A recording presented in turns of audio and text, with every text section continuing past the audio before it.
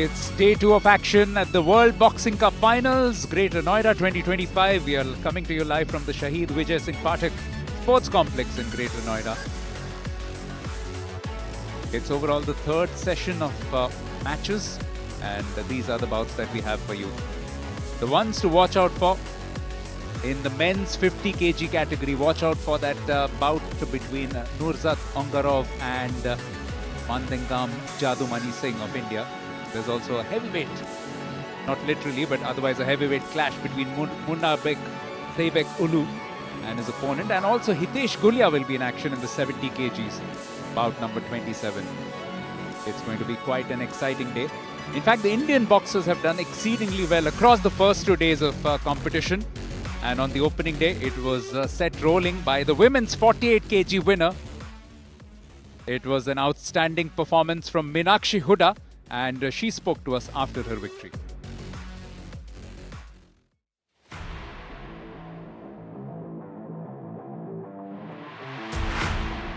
मैं अपने देशवासियों को जी थैंक यू बोलना चाहूँगी सभी को कि उन्होंने मेरे को इतना सपोर्ट किया और मैं इतनी मोटिवेटेड थी कि इतना क्राउड था मेरी बाउट में। मतलब मेरा पंच लग रहा था, साथ में मतलब चिल्लाने की आवाज़ आ रही थी, इंडिया इंडिया इंडिया, तो मेरे को काफ़ी अच्छा लग रहा था।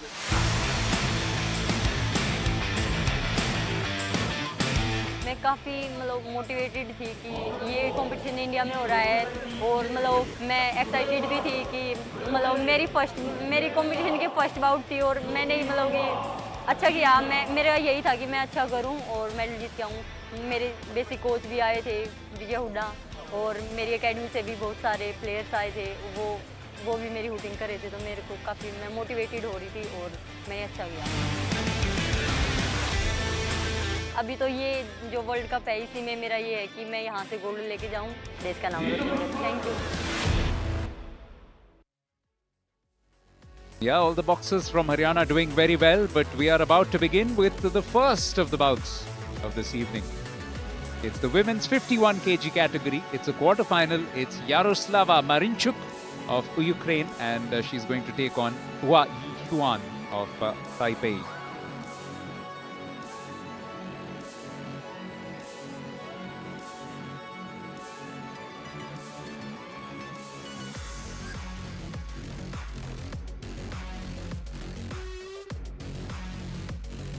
Marinuk from Ukraine, European Championship and World Championship competitor. And she will be looking to make an impression in this particular game.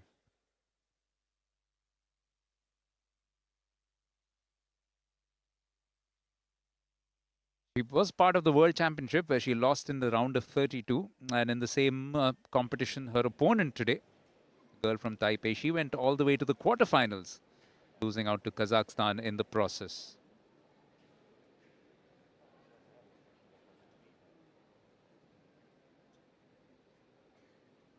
Just going through those last minute routines, visualizations, so important for any sport, manifesting things as much as possible.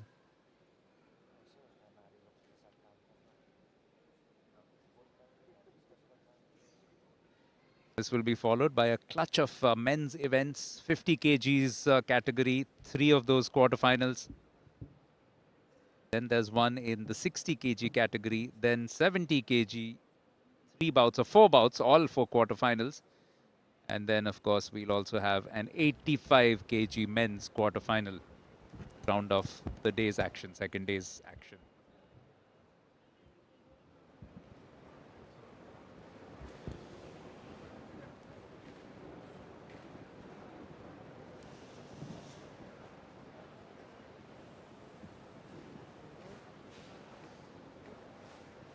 Can't be helpful for Marinuk either. Just this little delay with the officials not ready yet.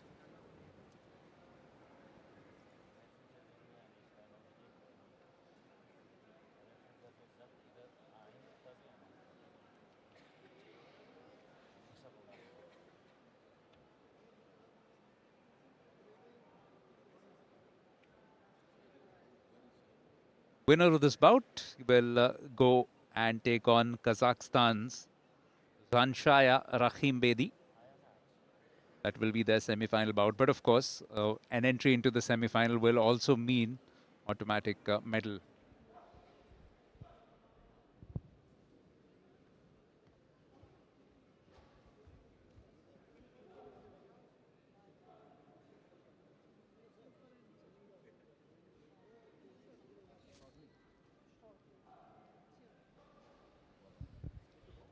Ladies and gentlemen, session number 3 will commence in couple of minutes.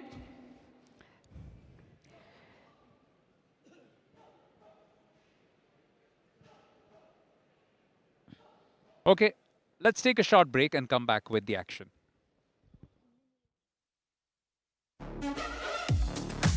Power. It's not just strength, it's creation. At Chirapal, every vertical pushes limits. Every idea punches harder. From factories that never stop, to fighters who never quit. We share one heartbeat, the spirit of champions. 50+ years of passion, precision, performance. Chirapal Group is proud to be the official partner of the World Boxing Cup Finals 2025. Yes, back again for the evening session of the second day of action at the World Boxing Cup Finals here in Greater Noida 2025. Final day of action to come on the 20th of November, Thursday. Another one who did win his match earlier today was Naveen Kumar. Let's see what he had to say.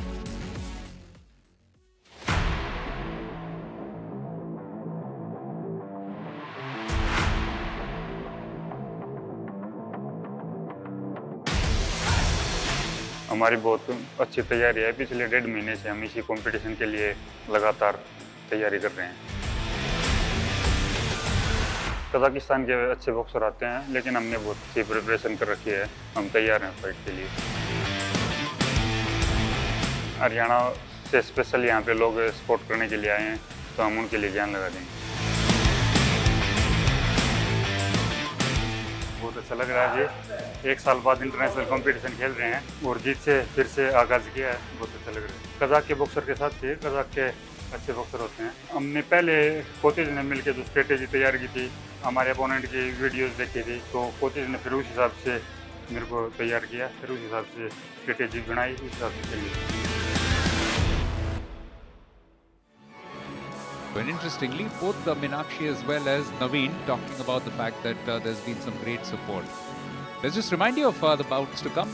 There are some good ones. Asylbek Jalilov against Yun Taigun is going to be a massive one.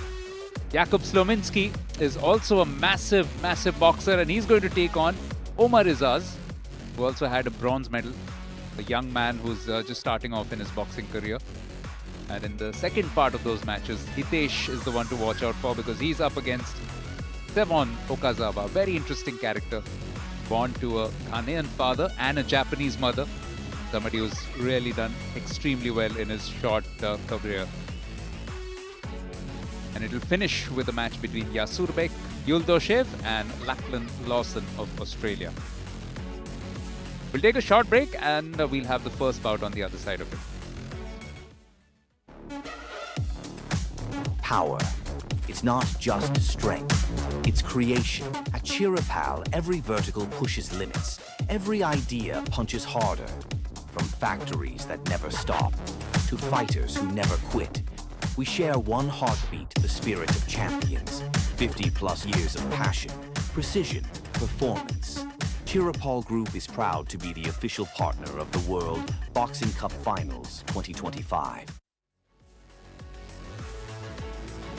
Looking forward to the first bout of this evening session. Morning, which was quite well dominated by the Indian contingent. Yaroslava Marinuk of Ukraine up against Hua Chuan of Chinese Taipei.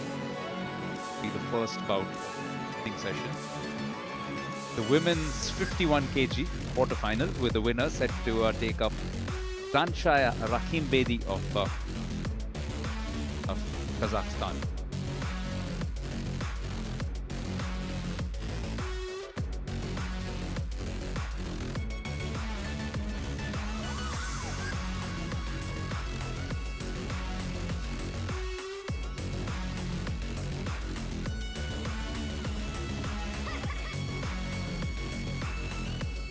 beautiful area this Shahid Vijay Singh Pathak Sports Complex.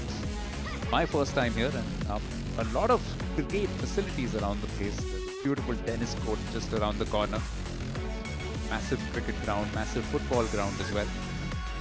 Memory serves me right, did play one cricket match about years back.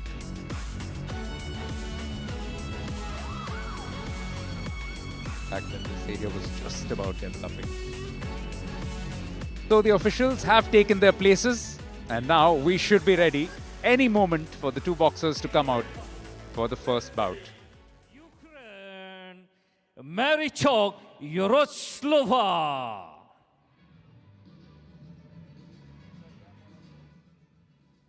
Yaroslava Marinuk, somebody who's represented Ukraine at the European Championships as well as the World Championships. This is a massive moment for her in the Boxing World Cup finals. A chance to come up with a massive performance for her team. And she's up against a formidable foe as well.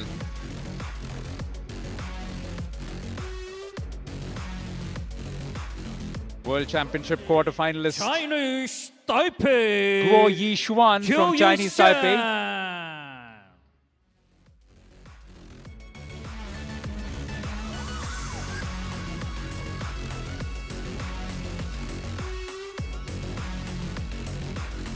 This, of course, is the second lightest category for the women. They begin at 45 to 48 and then 48 to 51 kg category. And that's exactly the one that we are about to witness. Short in stature, but packing quite a punch. Just 2, Bulgaria, just 3, Morocco, just 4, Australia, just 5, India.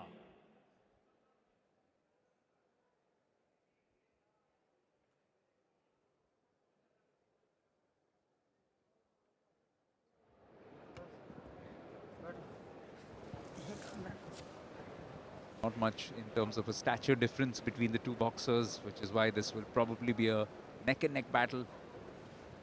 Early advantage could be decisive. Whichever boxer does pull away with a advantage, if possible, in the first round, will probably have that little bit of an edge going out further up. Referee is from Egypt. The other judges from all across the world, pretty much: Croatia, Bulgaria, Morocco, Australia, as well as India.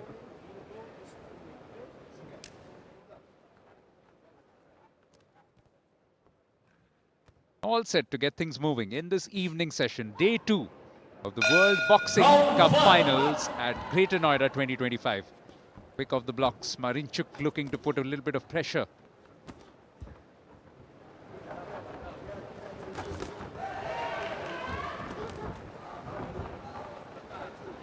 Definitely looking to be the offender. Landed a couple of decent punches, but the Taipei boxer also seems to have a great counter punch. Just a little bit of a height difference. One expects Marinuk to probably shade her opponent by an inch or two. Especially in these light weight categories, that isn't so much of an advantage. If anything, it can sometimes work to your detriment, because the shorter boxers tend to be faster, tend to have that massive ability to surprise you with their pace. Guo Yishuan so far has made a positive start of her own. It's quite even to call inside the first minute.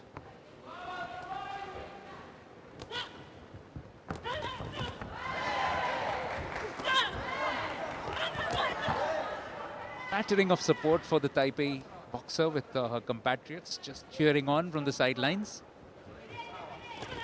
And every time she connects, there's a roar of approval from them. Good defensive boxing so far from Guo. Catching Marinuk by surprise. Mostly been defense focused, but every time she's got an opportunity, got an opening, she has tried to counter punch, has made it quite effective.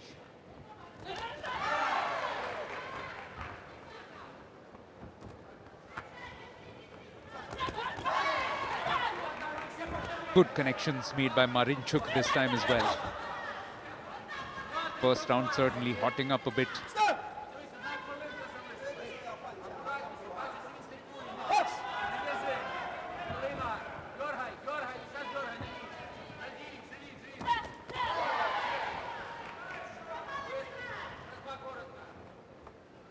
Go Yishuan comes from a slight height disadvantage, but she uses it beautifully. Just reaching out with those arms of hers and catching Marinuk with a few punches. Wonder how the judges will see it, but it seems like the boxer in blue has made a more positive start. And as this bout progresses, you'll see a little bit more urgency, a little bit more frustration perhaps from Marinuk. Connecting with the left hook.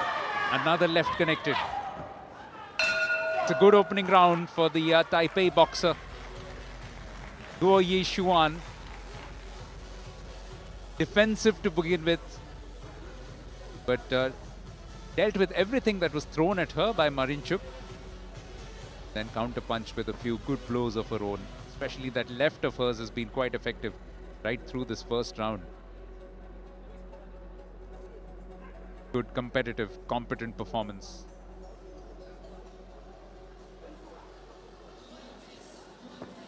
And it's reflected in the scores as well. All 5 judges going in favor of Guo Yishuan from Chinese Taipei.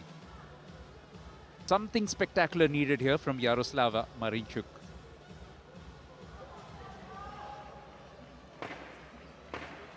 Second round.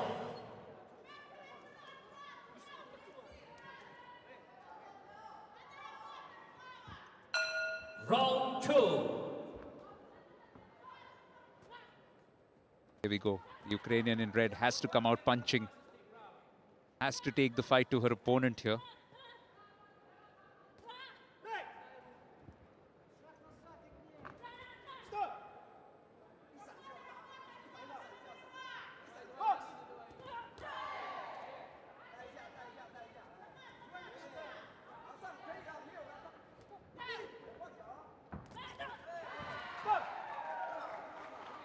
Yet again, she's got her opponent reeling.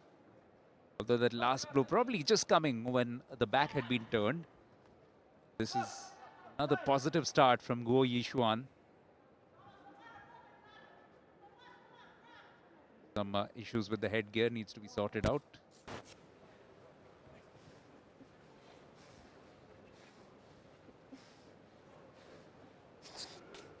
Would of course mean that the clock would naturally stop, so there'll be some time added from what you're seeing.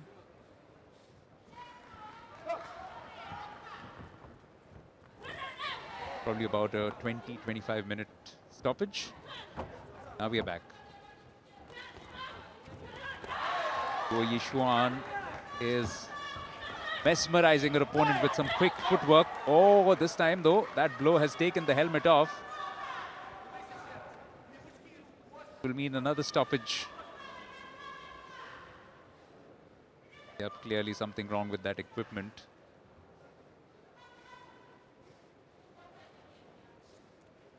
First put on that little bandana to keep all the hair in place. Marinuk fighting against what was a first round which was lost by her, and that's why she's trying to make up for it with some urgency in this round. And it has shown in some more positive play from her, some good punches thrown in. Is she doing enough? Is she doing enough to tilt the judges in her favor? If we get a 5-0 in her favor, then that will set it up beautifully for the third and final round.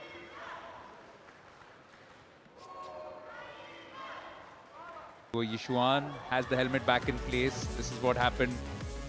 Couple of good punches.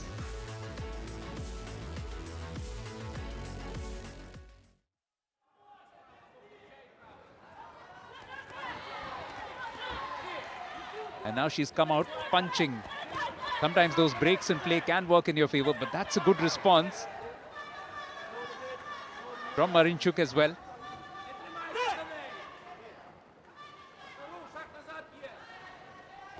We were discussing if this second round does go Marinuk's way, especially by an identical margin, then it sets us up for a grandstand finish. We've had a few great bouts as well already today. One which springs to mind, of course, was in the first session. The one between Adam Tutak of Poland and Omar Abdul-Jabbar of Germany, where Abdul-Jabbar made a fine comeback into the second round, and that's what made for a great finish in the third. Something similar could happen here.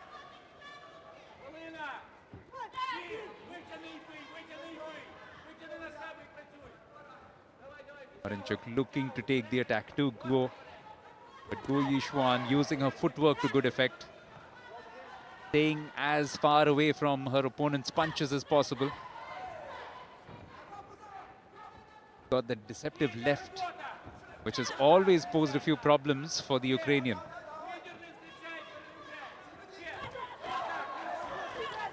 This has been a much more even contest, but now Guo Yishuan about growing in confidence, getting some shots in. If she pulls away to a 2-zip lead, then it could make things quite difficult for Marinuk, because it does seem like these two boxers are quite evenly matched.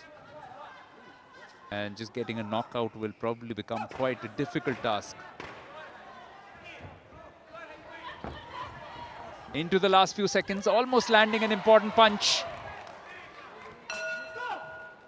And as they're separated, it does seem like Marinuk is worse for the wear. Taken quite a pummeling, especially to her nose in the last few seconds. A couple of punches which were right on the money from Guo Yishuan.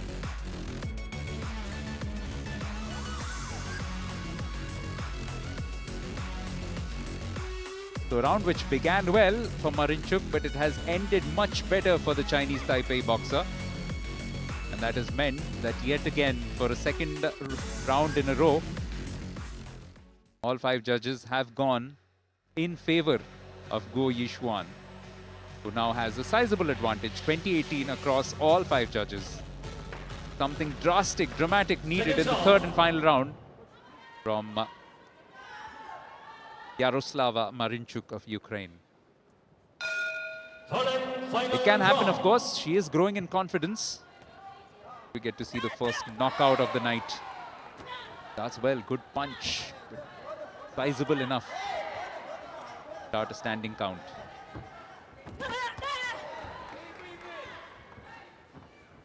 Suddenly, Guo Yishuan also realizes the urgency of the situation and is trying to counter punch in her own style.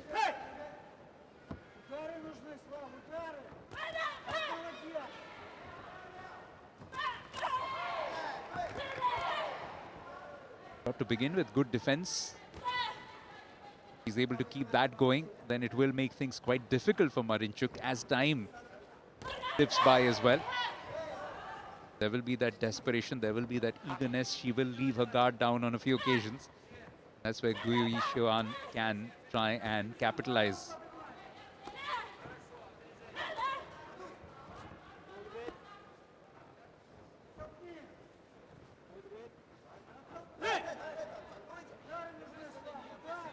Both women visibly tired as well. Been an exacting little bout. A lot of movement from both of them.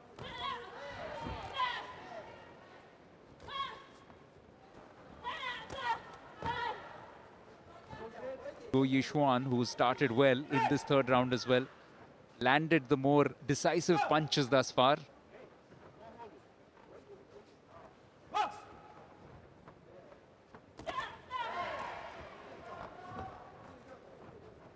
Good work from the Taipei boxer.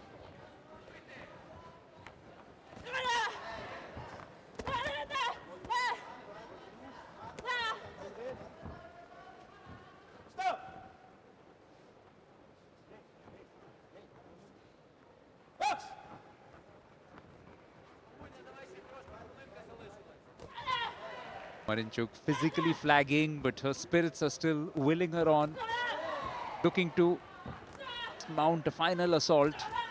But Guo Yishuan is playing this very smartly. Every little opening she gets, she just gets a little bit of distance between herself and the Ukrainian boxer. Also landing a couple of punches which enforce a little stoppage in play. Time earned, a little bit of energy earned in the process as well. He's playing this to perfection is Guo Yishuan, the World Championship quarterfinalist. Seems to be getting into a very good position for herself.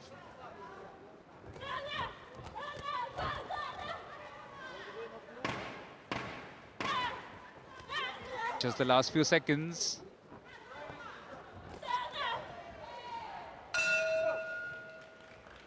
She seems quite confident. She seems jubilant as well.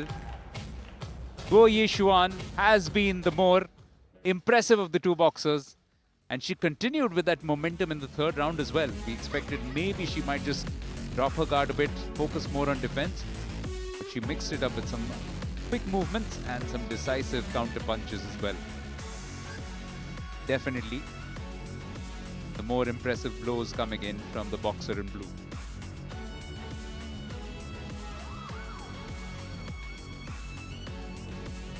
So in this combat between Asia and Europe, it's Taipei who have ended up seemingly the victors and probably Result of the by bout number unanimous 22. verdict. The winner on point by unanimous point decision in the blue corner, representing Chinese Taipei. Quite comfortable in the end. Guo Yishuan wins this and goes through for a meeting with the Kazakh boxer. And she's got the celebrations to match. Good performance, very professional. The way that she kept going. Lost her protective headgear at one stage. Then she kept coming back. And especially the third round in particular was quite impressive the way that she fought.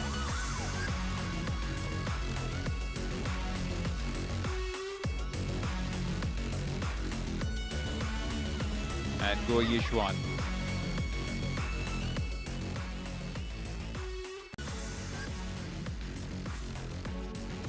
Asilbek Jalilov of Uzbekistan against Yoon Tae-gun of Korea.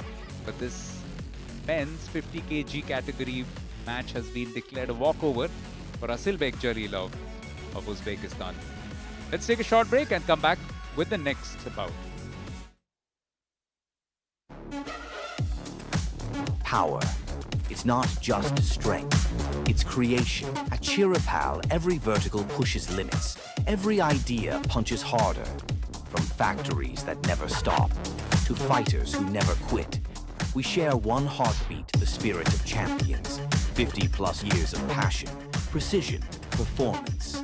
Chirapal Group is proud to be the official partner of the World Boxing Cup Finals 2025. Ready now for the next bout. It's a men's 50 kg quarterfinal. Jakub Slaminsky of Poland, and he's up against Omar of Australia. Jakub Slaminsky was a medalist at one of the World Cup stages early on in this year. In fact, a joint bronze alongside Jadumani Singh of India at the World Cup Stage 1 in Brazil. Very experienced Polish boxer, 29 years of age. And he's going to take on an opponent who's in his early 20s from Melbourne, Victoria. Representing Australia, Omar. Omar Izaz, young man, full of potential, full of spunk. And he's looking to make a big bid here. Picked up a bronze in Kazakhstan and also made the round of 16 at the World Championships in Liverpool this year. Somebody who's talked of as a massive prospect Mexico, for Australia in the time to come. Just 3, Uzbekistan, just 4, Costa Rica, just 5, Fiji. A referee from Taipei inside the ring.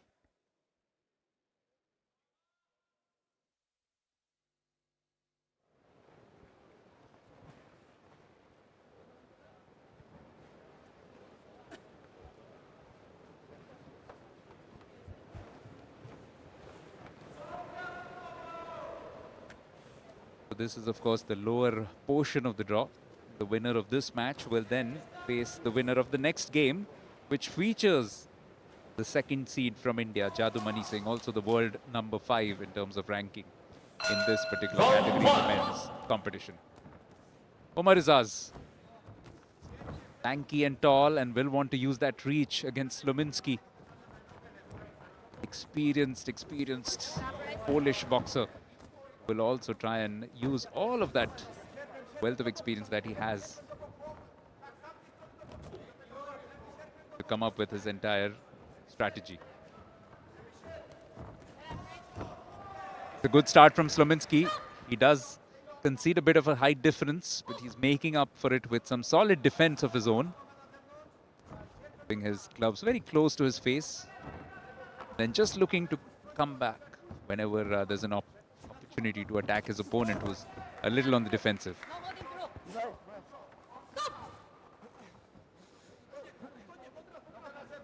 Be a bruising contrast of styles. Flamboyant youth of Omar against the calculative Slaminsky from Poland. Omar hasn't yet been able to land something substantial.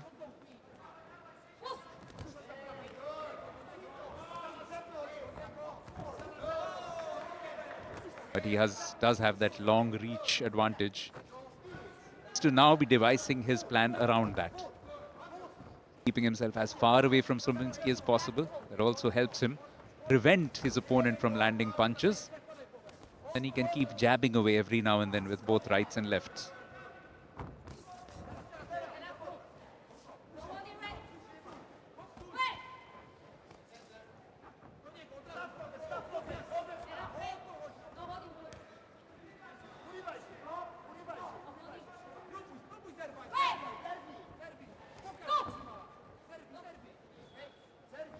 Not a big contingent, the Australian one.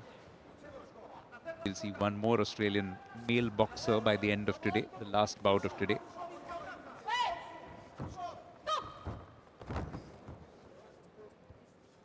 Sent him sprawling onto the ground.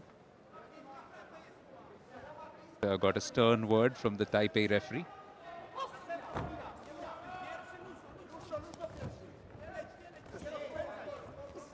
This is simmering along rather nicely as a bout, and it's tough to call it at the moment because Omar Izaz has made a good comeback into this. It seemed like it was all Slaminsky to begin with, but he's just gotten under the Polish boxer's skin in recent moments in this first round.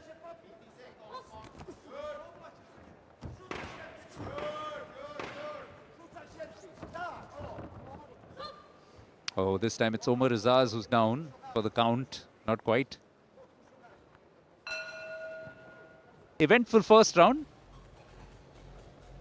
Both boxers taking a tumble apiece. Some decent punches landed. Slaminsky, with his experience starting better, seemed to have taken Omar by surprise with a few of his shots. But then the youngster coming back, using that long height. Substantial difference in terms of their height, and that reach used pretty well. In fact, it is Omar Izaz has impressed more of the judges. Only one of the judges, one from Uzbekistan, has given it in favor of Slaminsky. Otherwise, it's all Omar Izaz, 4-1. Second round.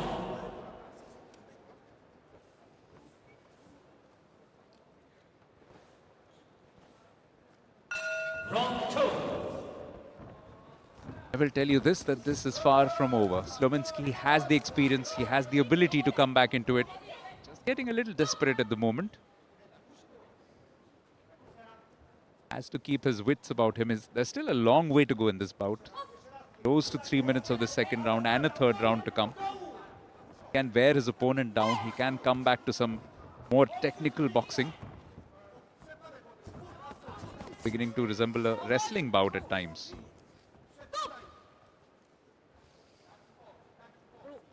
In fact, our two camera persons there by the ringside are probably at most at risk. The two boxers just flying about a bit.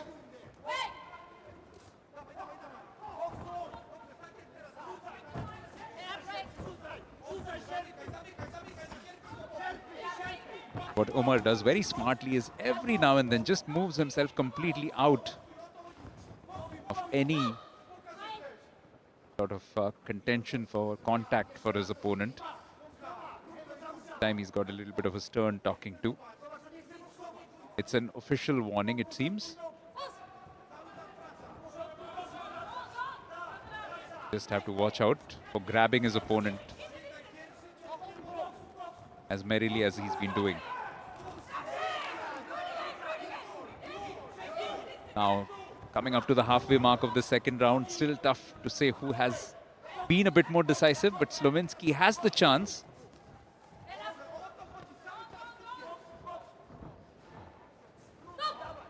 It was Omar Izaz who was getting under his skin in the first round. It seems to have been just a case of role reversal here, because Omar Izaz just making a few errors in terms of what he needs to be doing.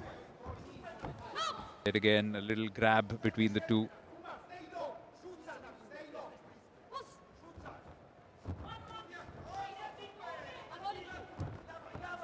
Just need to clean up their acts, both of them.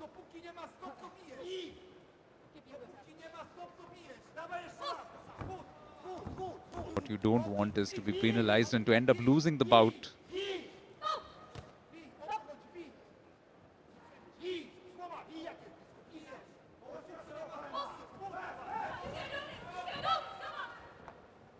Yet again, just getting behind Omar and then getting the punch in.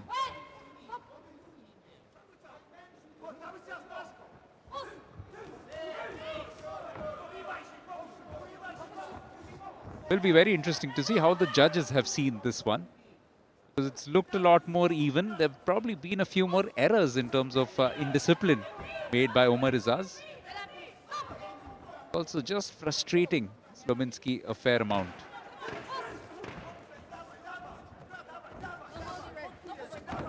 Last 10 seconds, just looking for that uppercut. Has Slaminsky done enough here? Has he made a comeback into this? Certainly was a lot more proactive than he seemed to be in the first round. Landed a few decent blows, but Omar Izaz continued to infuriate him with a lot of movements all around. And in fact, both boxers getting into a few clench positions where the referee just had to come in and make sure that they got themselves separated. But this second round has also seemingly done enough for Omar Izaz, who's now in a very good advantageous position. Although he's had one official warning, but apart from that, things have gone his way. All 5 judges ruling this in his favor.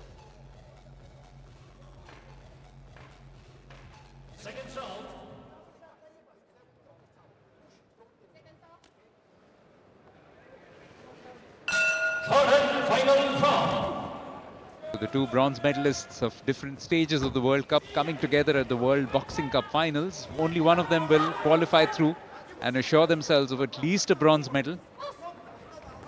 It's a very competitive category, the 50 kilogram for men. India's Jadumani Singh among the top contenders as the second seed. Will be in action next. Going to be a great bout as well. He takes on Nurzat Yuldoshev.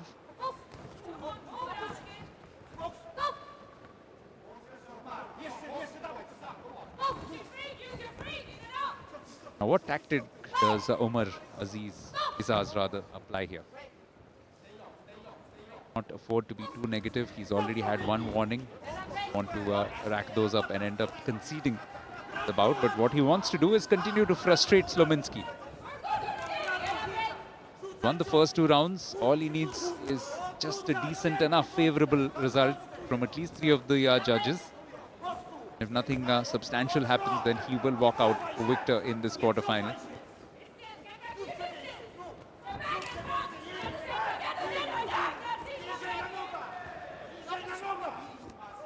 Tactical victory has been that he's just not allowed Slaminsky to get any kind of rhythm into his boxing today. Every time he looks like he's piecing together a couple of decent enough maneuvers, then this happens.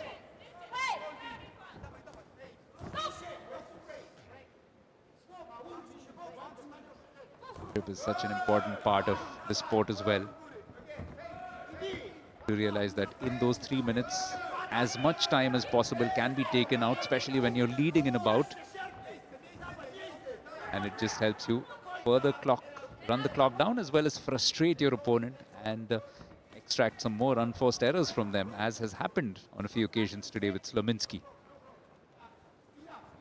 Putting a few punches together, but it seems too little too late. Defending well is Omar.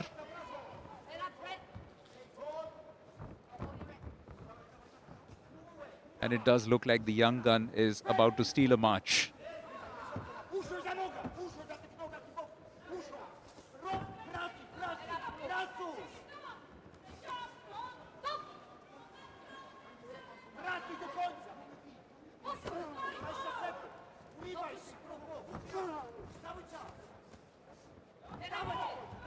Into the last 10 seconds. Slaminsky knows he needs to do something quite desperate here.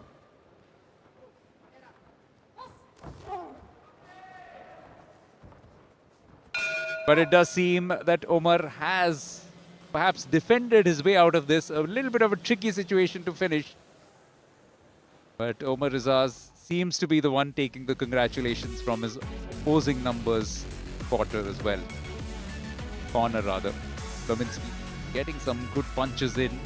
But Omar Rizaz just about defending well enough. Evading some of those punches thrown in by Slaminsky and throwing in some of his own. It'll probably not be a unanimous verdict, but it does seem like it will go in favor of the man from Melbourne. Slaminsky looks quite confident as well. Or maybe just a bit of frustration at that. Not quite being able to execute his game plan as he would have hoped for. This for a place in the semi-finals. Is it Omar Rizaz or is it Jakub Slaminsky?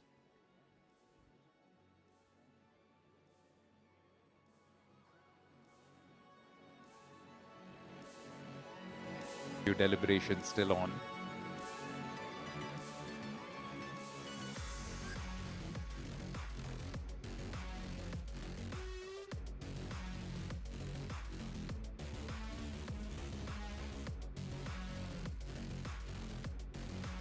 Like it's closer than we initially thought. Tallying up those numbers, anxious moments for both boxers. Omar had a significant advantage going into that final round, but has he done enough?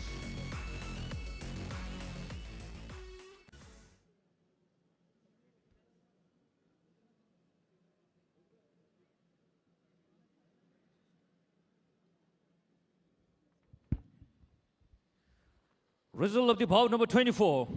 The winner on point by split decision. In the blue corner, representing Split decision. Australia, Dramatic. Omar. But Omar Rizaz has done enough. Those first 2 rounds no doubt helping him. And Slaminsky, for a brief while, thought that he was in with a chance. But it wasn't to be, alas. A good third round performance though from the Polish boxer. Counter punching well, taking the attack to the youngster. But Rizaz playing a smart game.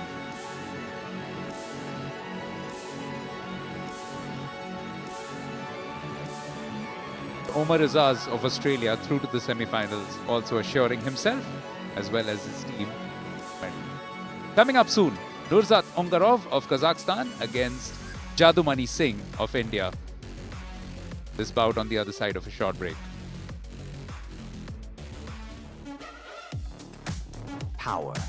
It's not just strength, it's creation. At Chirapal, every vertical pushes limits. Every idea punches harder. From factories that never stop, to fighters who never quit. We share one heartbeat, the spirit of champions. 50+ years of passion, precision, performance. Chirapal Group is proud to be the official partner of the World Boxing Cup Finals 2025. Nurzat Angarov of Kazakhstan, and up against him, Jadumani Singh. Angarov, Nurzat. The red corner first. The man from Kazakhstan coming out. The last of the quarterfinals in the men's 50 kg category. Nurzat Angarov, if he may not have such a spectacular CV himself, but he does belong to a country which has made some terrific strides in recent years. One of the powerhouses, not just in Asia, but also in the world. India, Magdeng Bam, Jadumani Singh. Some cheers, some noise from the crowd. Jadumani, one of the rising stars. 21-year-old. World Championship quarter-finalist. And of course, somebody who won bronze at the World Cup stage in Brazil. The gold went to Uzbekistan and silver had gone to France.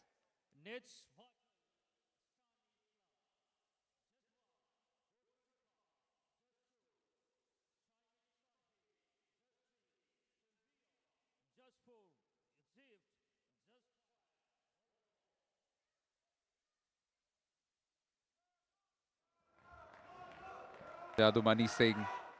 There's magic in that name, of course. Very swift mover, and that's something that he'll be looking to take a full advantage of.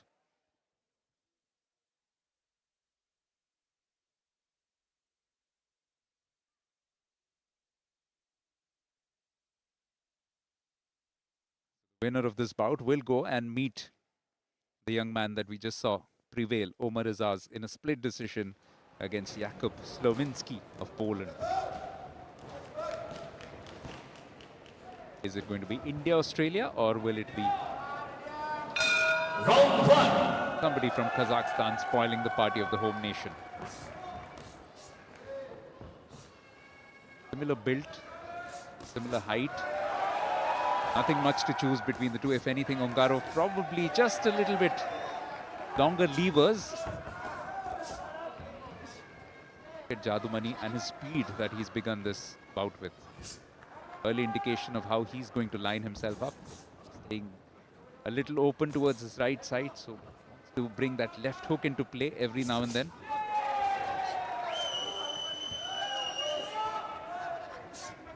As in a lot of sport and boxing as well, it's so much of what you don't want your opponent to do, and that's something that Angarov has to try and prevent. Doesn't want to allow Jadumani too many opportunities to get that left hook flying in. Might just get a little bit of a talking to this time.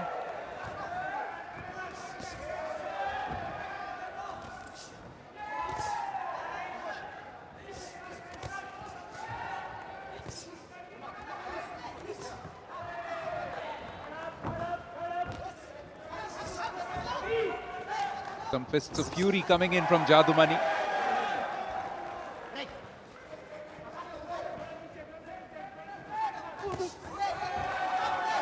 Definitely keen on taking the attack to Angarov.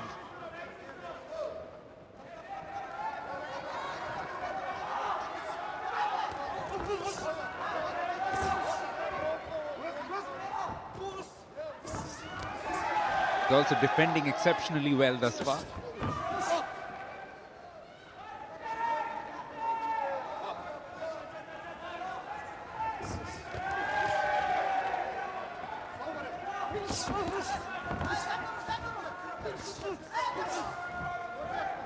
Really taking the fight to the opponent here. Certainly the aggressor for most of this first round. A little over 2 minutes lapsed. 9 minutes of boxing in all, split across 3 rounds.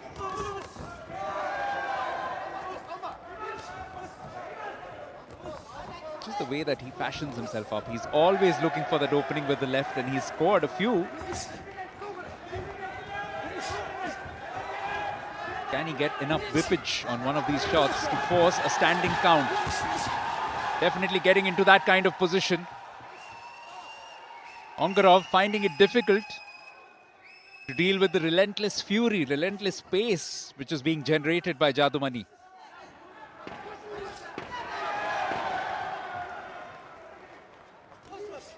A thrill a minute, a punch a second. Excellent first round. And it won't be surprising at all if it's an overwhelming verdict in favor of Jadumani Singh at the moment. Angarov from Kazakhstan has been looking to try and stay with him, but Jadumani Singh has just been that much more proactive in throwing punches, taking his opponent right into the corners, pinning him down by the ropes, then throwing that left of his, which has put a lot of pressure on Angarov. And you probably just heard a little bit of a cheer from the spectators, because on the giant screen the scores were flashed. And the scores, they tell their own story. Mandingam Jadumani Singh is the man with the advantage. All 5 judges going in his favor for the first round.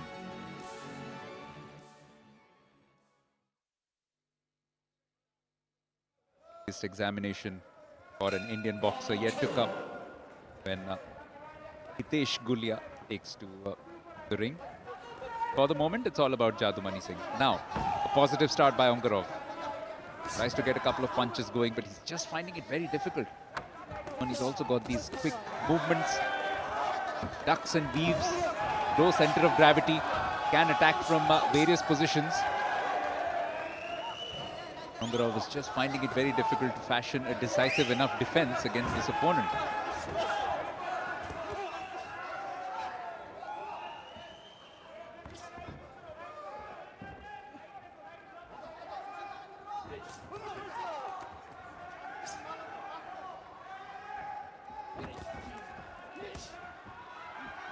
Yet again, a good sequence of punches.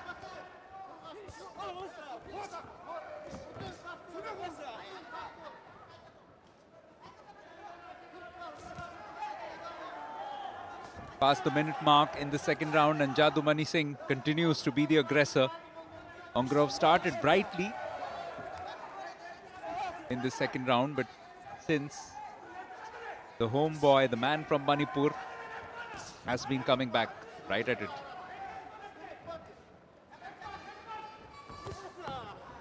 Great illustration as well as the spread of boxing. We've seen a lot of boxers from Haryana, but here we have another nursery of Indian boxing. Manipur, of course, has produced players of immense credentials across the international stage. And the latest star on the horizon, Jadumani Singh. Really looking very energetic, very frenetic, even in the second round. More than anything else, what will be of interest will be to see how he approaches the third round. Won't be surprised if he tries to keep up with this kind of attacking intent. Keeps pinning Angarov into corners, keeps pushing him right against the ropes.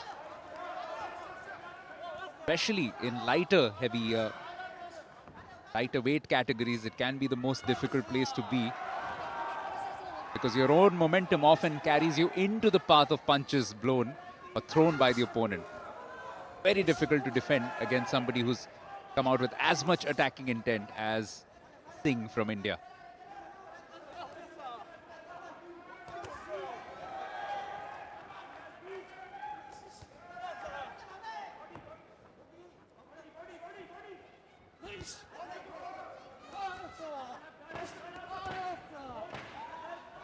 Mandingam Jadumani Singh, much like a famous boxer once said, he is floating like a butterfly and he's stinging like a bee. It's taken a lot out of him, but he has been exceptional in the way that he's attacked his opponent. Angarov has felt the full brunt of a number of these punches.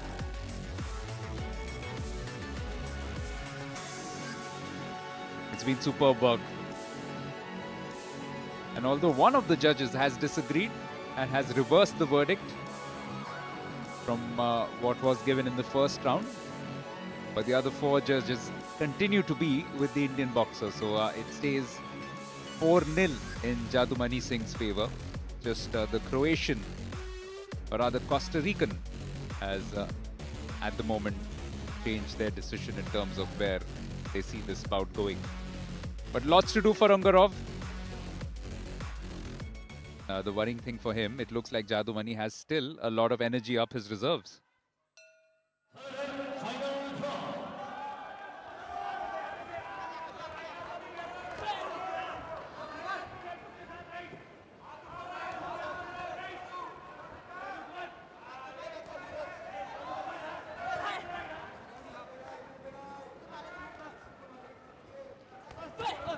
Angarov just trying to be a little more aggressive to start this third round.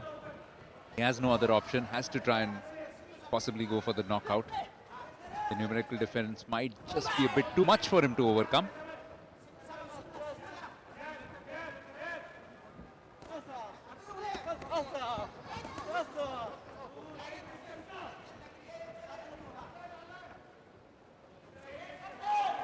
And it's a good test as well for Jadumani Singh. And when faced with an aggressive opponent, how well does he defend? Does he just counter punch as he's looked to do in the early stages of the third round? Lands a good left. That left of his is something that looks like Omar Izaz will need to watch out for in the semi-finals. Two young guns, one from India, one from Australia. That's going to be a fabulous matchup, but yes, about a minute and 40 to go in this. Angarov can spoil those plans.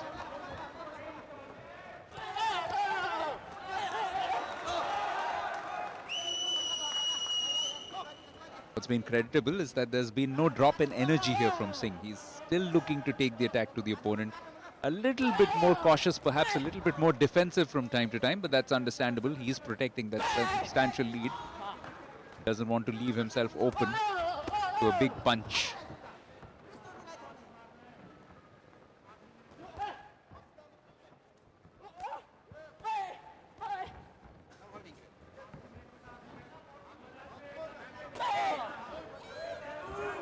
Into the last minute.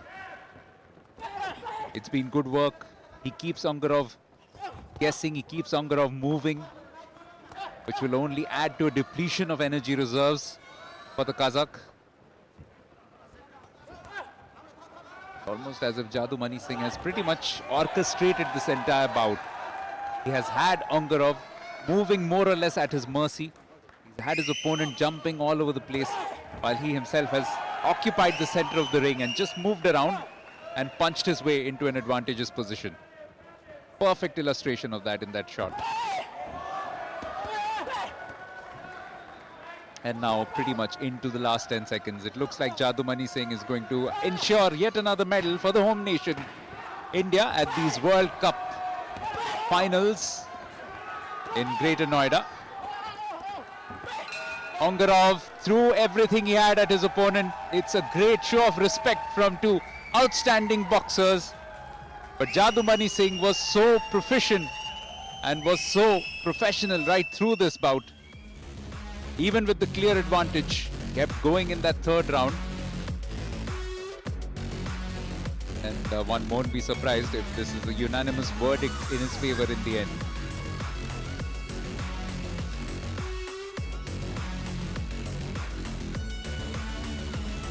Just a lot of effort, a lot of energy, but a lot of very constructive and well-directed energy right through the ring from India's Jadumani Singh.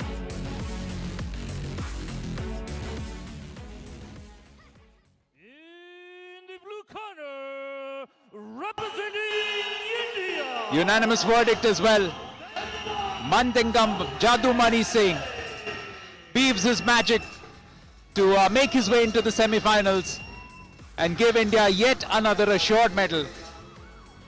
And it's going to be a great matchup against Omar Izaz. This is how that bout played out. Almost all of it saw a lot of great attacking intent from Jadumani Singh and always kept Angarov on the back foot. Much to the pleasure of the Indian contingent, not just in the coaching staff but also at the stadium here at the Shaheed Vijay Singh Pathak Sports Complex. So another win for India, another semi-finals place. And we'll take a short break and come back with the next bout. Power. It's not just strength, it's creation. At Chirapal, every vertical pushes limits. Every idea punches harder. From factories that never stop, to fighters who never quit. We share one heartbeat, the spirit of champions. 50+ years of passion, precision, performance. Chirapal Group is proud to be the official partner of the World Boxing Cup Finals 2025. Munarbek Saitbek Uulu of Kyrgyzstan up against Pavel Brach of Poland. This is a massive, massive bout. The men's 60 kg category. It's because both of them come in with a lot of impressive numbers behind them.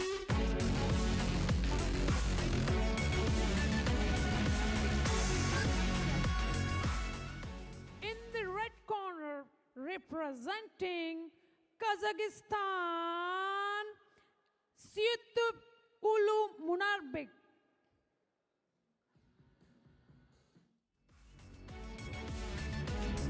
Munarbek Saitbek Uulu.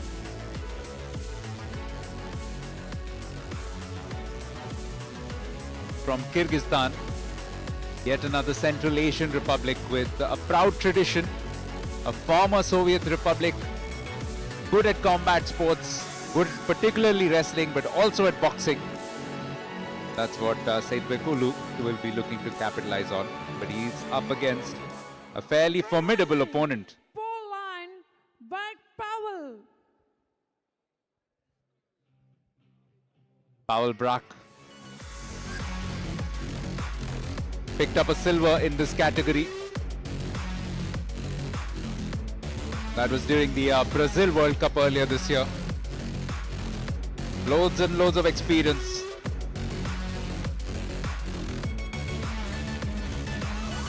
And he also has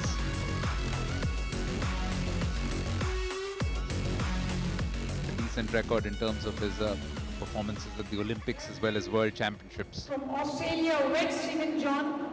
Judge number 1. From Mongolia, judge number 2. From Morocco, judge number 3. From Uganda, judge number 4. Croatia, judge number 5. From Guatemala.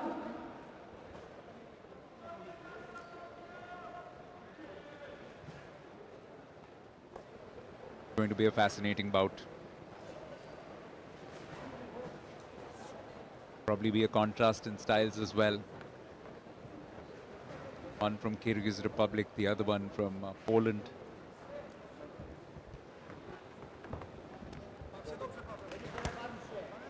You'll probably see a little bit more calculative boxing from the boxer from Poland, just as we saw in a few of the matches earlier today. But Munarbek, when he gets going, he is the kind of boxer who could make Brach pay as well.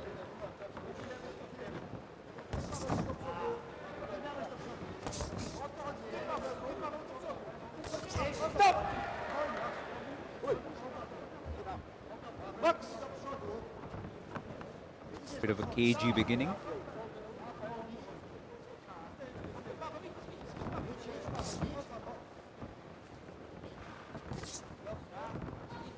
So far, the 3 bouts which have happened in the evening session, of course one was a walkover, but the other 3 which were completed, each of them won by the boxer wearing blue. Maybe a little bit of a superstition that Pavel Brach may have noticed or will take a lot of hope from.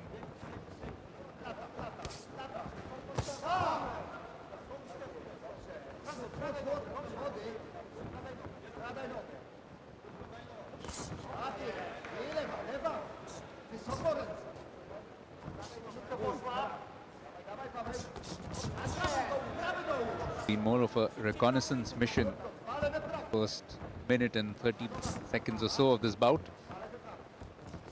Significant action unleashed by either boxer, just trying to gauge each other's game plan out. Brach probably looking to be the aggressor a bit more, but Munarbek standing his ground pretty much, boxing from the center of the ring as much as possible. Doesn't want to get boxed into a corner.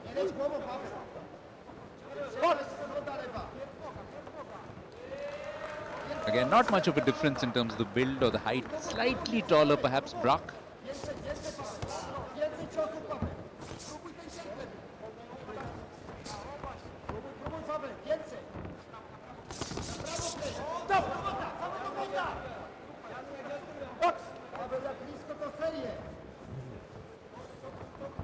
Still quite solid from both boxers. Now the judges will see this. The occasions that early advantage can be quite decisive in a lot of these bouts. We haven't seen a single knockout yet today. This bout definitely doesn't have the makings of something which could head towards a knockout, simply because there's a lot of caution at work in this first round. One of them, I suspect, will have to just step up a gear, especially if they end up losing the first.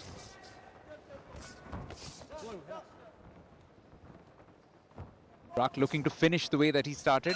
Bit more positivity from him, but it's been good defensive work as well from his opponent Munarbek. Expected a contrast in styles, and we have seen that pretty much all the way through.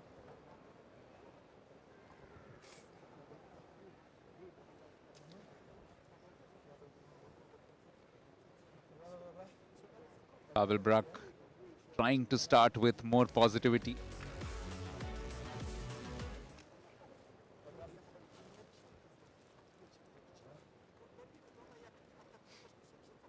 Been a warning which has been handed out to Pavel. Numbers have gone in favor of Saitbek Uulu. Munarbek has just been a little bit smarter in terms of what he's done around the ring. But Brach knows that he's not far behind. Round 2. He would want to win this second round decisively and try and take this really down to the wire in the third round.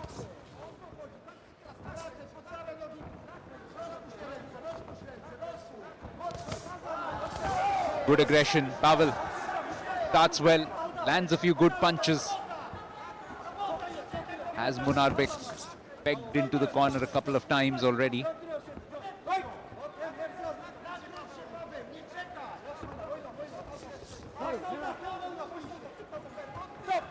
That's all that he's got to do here. Try and keep pushing away.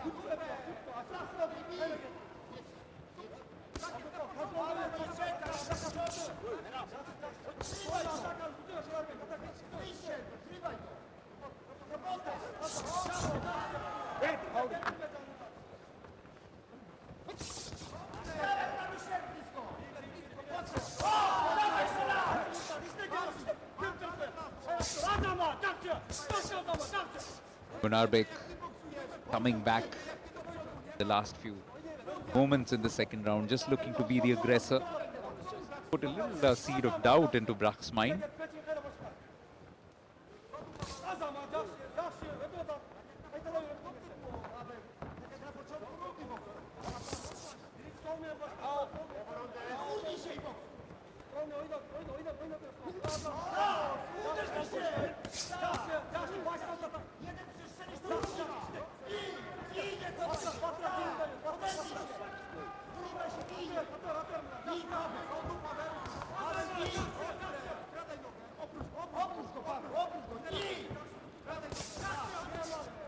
Looking for that momentum shift here, Pavel Brach, every now and then.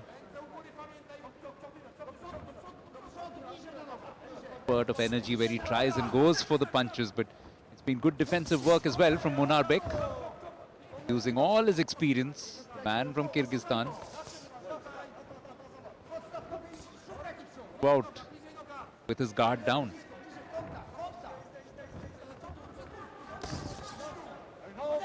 That brings both defense and counter-attack into equation. He's utilized that quite well for himself.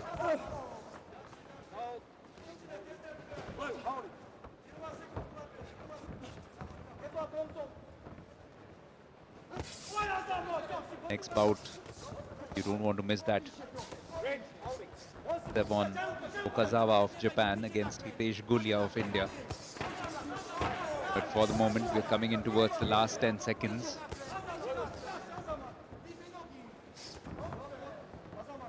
I think Munarbek has done enough here to maintain that kind of advantage. Pavel Brach a lot more positive, a lot more proactive in this round.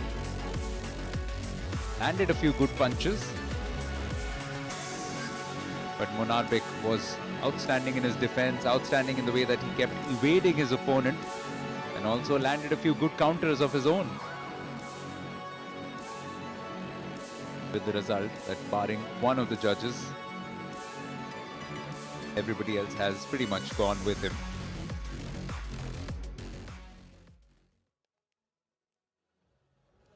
With still a decisive advantage for Saidbek Uulu Munarbek from Kyrgyz Republic.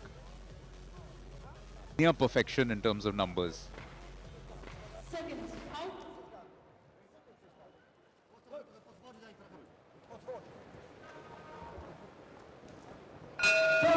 This is where Pavel Brach has to go for broke. To be fair, that's what he's been trying. He has been trying to land that one big punch. Very good defensive boxing from Munarbek, also frustrating his opponent quite a bit. I thought it would be tactical and cagey from Brach, but it's actually been from the other end. Man in red. Oh, but he's now had a couple of strong punches, albeit one of them to the back of his head. Big word of caution. Already had one official warning from the referee.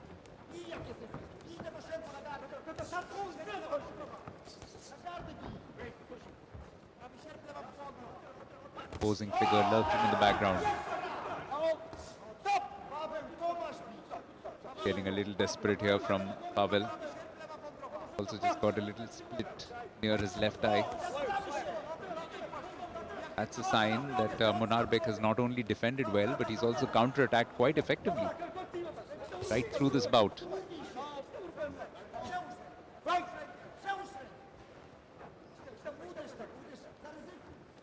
They say it's not always about working hard, it's also so much about working smart, and this has been smart work all the way through in this bout by Munarbek. Saidbek Uulu of Kyrgyz Republic.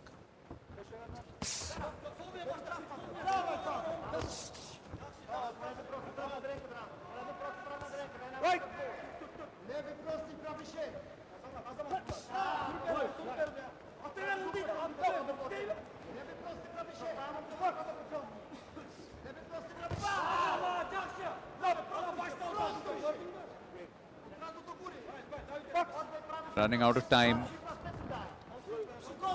running out of opportunities, also seemingly running out of energy now, Pavel Brach. Been a game effort, especially in that second round. He tried his very best. Hit those openings which he desperately needed. It's been just as good defensively at the other end from Munarbek Saidbek Uulu.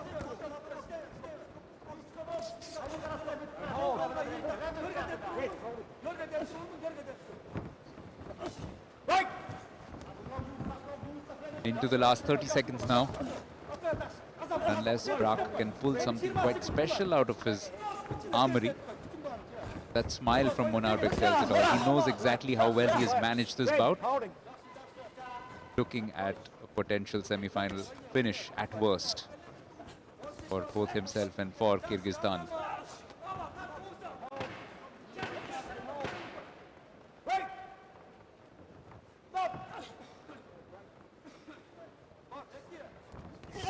Yeah, that should do. Good sporting spirit between the two right at the end. But certainly stuck to his guns and played a good defensive game all the way through. Munarbek ultimately frustrated Pavel Brach to a great extent. Some decent punches thrown in, but also some taken in this third round. That just summed up the entire performance. Pavel was chasing the game for most of it. While Munarbek, once he had established a lead, he knew exactly what had worked and he stuck to it. Didn't try to do anything different from that all the way through. The winner on point by unanimous decision. In the red corner, representing Kyrgyzstan, Munarbek Saidbekoglu, the winner of this match. Some smart work from him all the way through. Good defending. And with Pavel trying everything possible to try and rattle him. All he did was just bided his time. Didn't mind being on the back foot for most of this. Did it quite effectively and closed it out quite comfortably in the end.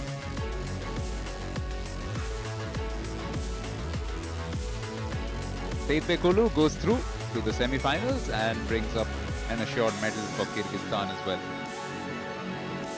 Big bout coming up, but before that we'll take a short break.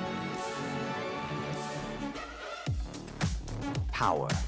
It's not just strength, it's creation. At Chirapal, every vertical pushes limits. Every idea punches harder.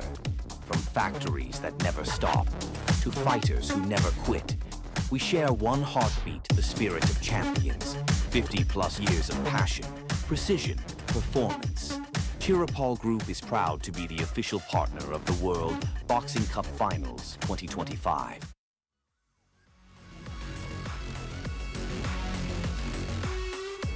Here we go. 7 Okazawa. And up against him from India, Hitesh Gulya. This is going to be a good match. 70 kgs weight category. In the red corner, representing Japan, Okazawa Siwon. Hitesh has had a couple of World Cup medals this year, including gold, which he picked up in this category at the stage in Brazil. But we are seeing 700s, Quincy Mensa Okazawa. Ghanaian father, Japanese mother, and somebody with an outstanding CV as it is. Silver in the 2025 World Championships in Liverpool.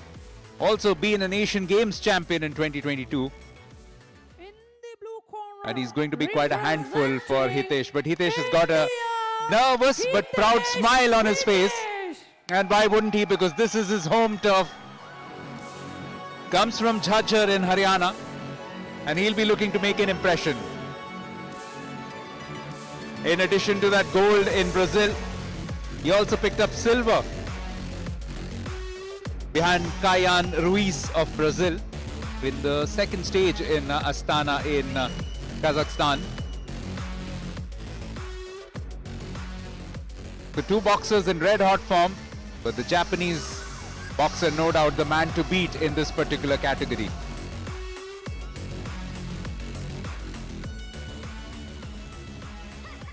Judge 1 from Egypt, Judge 2 from Gulya, Judge 3 from Uganda, Judge 4 from Mongolia, Judge 5 from Croatia.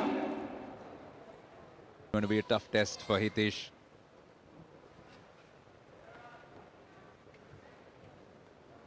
But so far, the Indian boxers in action have used this little home advantage so well.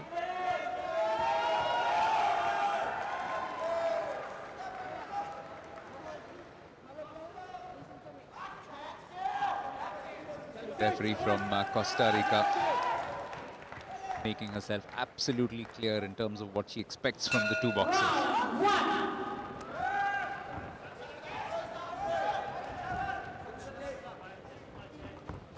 Okazawa seems to have a bit of an unpredictable, flamboyant style. And much like we saw Jadumani Singh, he's somebody who's poised to use that left as effectively as possible. Hitesh will have to mix as much of caution with aggression as possible. If he looks to be over-aggressive, then he'll also leave himself susceptible to a lot of counter punches from this pedigreed Japanese boxer in front of him.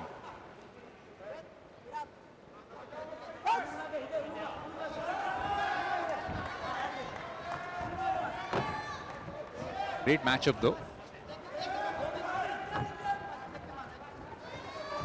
First to the quarterfinals in the men's 70 kg category. Crowd willing him on. Massive wingspan for both men. Good built as well. If you see both of them using their footwork quite effectively in these early exchanges. And neither able to establish a supremacy yet. Very much a battle of equals at the moment. One of them will have to draw first blood. Of course, one of them will win the first round. Quick verbal warning for Okazawa for getting the back of the head of Hitesh on a couple of occasions.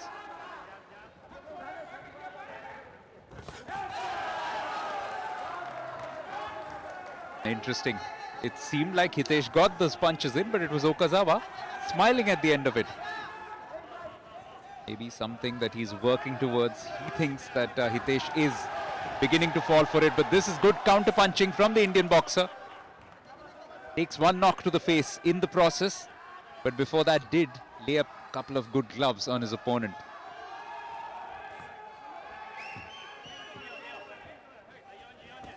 Pretty much Hitesh on the offensive at the moment. Forcing Okazawa to just take a breather, move away from him. Yet again a decent right landed.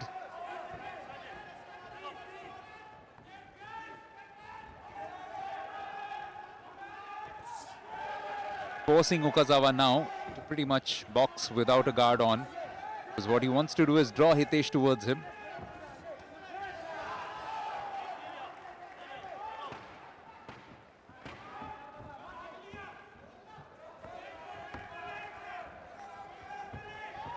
Entertaining first round for sure. And it will be very interesting to see how the judges have called it. It was Okazawa who came out a bit more aggressive to begin with, but slowly that momentum was reversed with the way that Hitesh came back and definitely has landed a couple of decisive blows all the way through. That parity or close parity between the two will be reflected in the scores because 3 of the judges have gone with Hitesh. 2 of them currently are on Okazawa's side. Egypt and Croatia need to be won over by Hitesh if he wants to establish a clear lead in this match. At the moment, up by 3, judges to 2, with 2 rounds to go.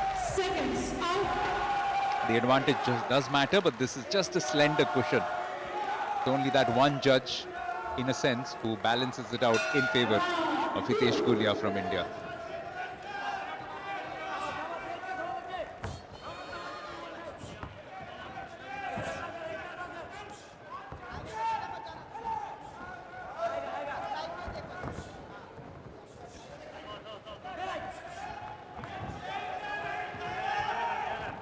What he's done very well is to ensure that he keeps moving himself all the time, making himself a bit of a mobile target for Okazawa. Okazawa pretty much somebody who favors that left. So far it's been well defended by Hitesh. Never really opening up his guard too much.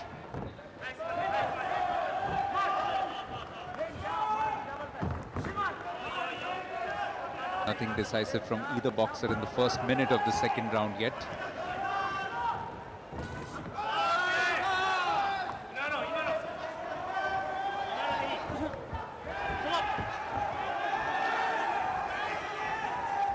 Okazawa also trying to figure out that opening which hasn't come his way yet. An accidental bump, head going into the chin. Quick apology from Hitesh, gladly accepted as well from Okazawa. Now the Japanese boxer just moving in, swooping in for the kill, but not quite able to connect the way that he would have hoped. This is a massive round in terms of the momentum of the contest.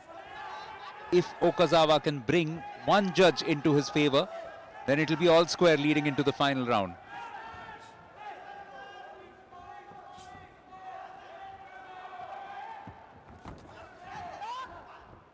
Oh, he was moving in for the combination punch, but Hitesh was very quick to weave his way out of the way.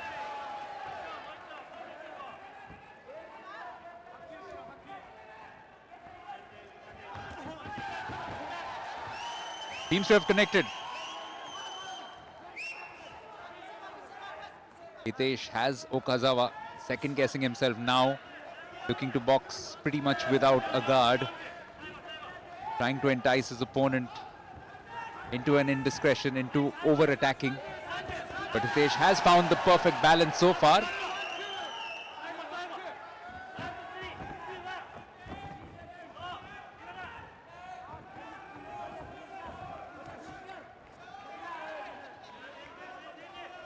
Fabulous, fabulous boxing contest this. Not much to choose between the two of them. And how will the judges see this particular round? Some decisive blows landed by both boxers. Is it good enough to win over the judges though for Okazawa? Okazawa's consistently boxing with a smile on his face, but that can sometimes be deceptive. It can also belie some nerves faced with a fabulous young boxer at the top of his form, playing in front of his home ground. This can sometimes be unnerving. And it's a repetition pretty much of what happened in the previous round, that 3 of the judges have gone with Hitesh. So he still has that little cushion going into the third and final round.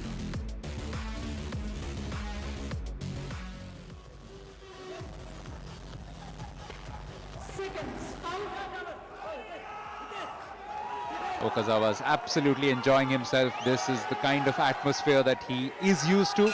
He has been at the top of his game for a while. World Championship medalist, Asian Games medalist. Brings all of that experience into play here, and up against a rising star, yet another rising star of Indian boxing. There are a few of them. You look at the Indian depth in quality, and you begin to wonder. There are so many big boxers who are still not part of this roster here at the World Boxing Cup Finals in Greater Noida. Tremendous pool of talent. But this is the round which counts. Hitesh has to minimize the errors, not get caught. Okazawa's inching for that opening. Keeps trying to entice him in. Absolutely no guard at the moment. That's a good punch. That will be probably a standing count. It isn't, but that's a great, great knock from Okazawa. That'll certainly win a couple of those judges over, unless Hitesh can come up with something special. Fascinating. Probably one of the best bouts so far in the entire day, or in the entire competition. Just for the way that it's not really been going decisively one boxer's way, even though numerically Hitesh has an advantage going into this third round.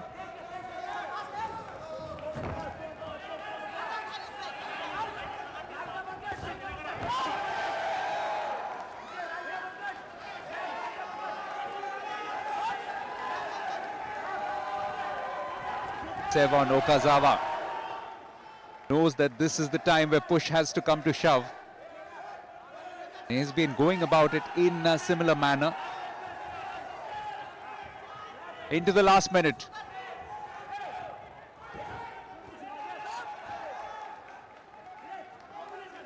I think again the decisive punch may well have come from Okazawa in that last exchange.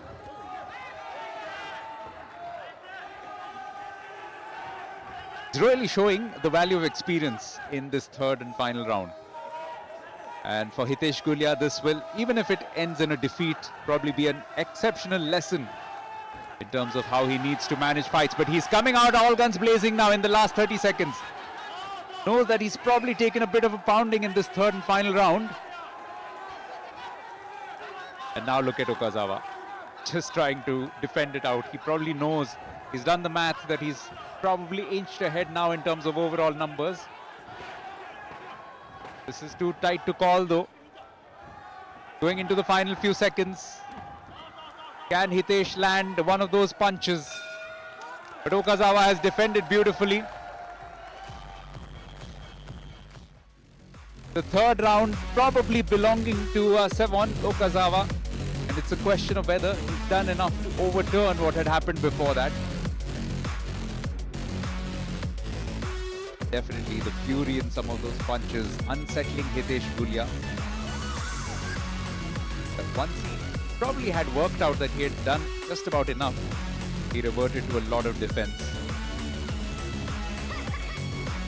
Bit of a boxing masterclass from Sevon Okazawa.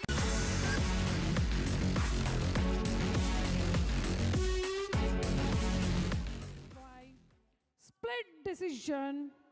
In the blue corner represents It's Hitesh Gulya who wins it though. India. It's a split decision. It must have been close. It must have been ever so close. But he's done enough here. Hitesh Gulya of India emerges the winner in what was a bruising contest. A terrific contest. Sevon Okazawa really took it to him, especially in that third round where it seemed like he had done enough, but maybe a bit of a miscalculation on his part.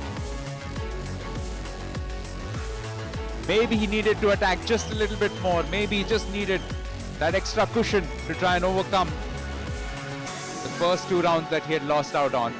But Hitesh Gulya rolls on, and so do India, into the semi-finals, and now a medal assured for Hitesh Gulya as well in the men's 70 kg category. Short break, and after that we'll come with the next quarterfinal in this men's category. Power. It's not just strength, it's creation. At Chirapal, every vertical pushes limits. Every idea punches harder.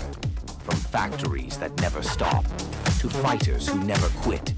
We share one heartbeat, the spirit of champions. 50+ years of passion, precision, performance. Chirapal Group is proud to be the official partner of the World Boxing Cup Finals 2025. Mohammad Azizbek Ismoilov of Uzbekistan up against Kim Jun-soo of Korea. Second of the quarterfinals, so the winner of this bout will go on to meet Hitesh Gulya that we just saw pull off an exceptional victory against Sevon Okazawa of Japan. Match officials coming out to get themselves into position. Bout number 20. But here's the man from Uzbekistan. Male, 70 kgs weight category. Mohammad Azizbek In the red Ismoilov. corner, representing Uzbekistan, Ismoilov Mohammadzebek. In the finest traditions of Uzbek combat sports, 70 kgs men's boxer from Uzbekistan.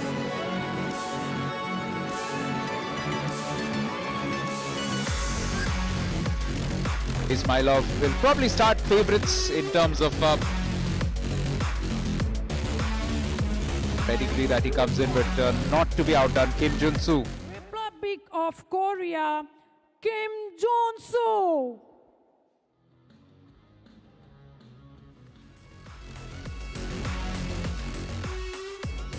He'll have something to say as well from the Republic of Korea. It's been a slightly disappointing day for the Korean boxers today.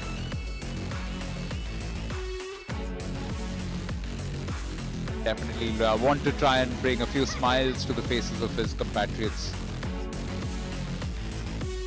Approaching the end of the second day of competition here. 5 days at the World Boxing Cup Final, Greater Noida 2025.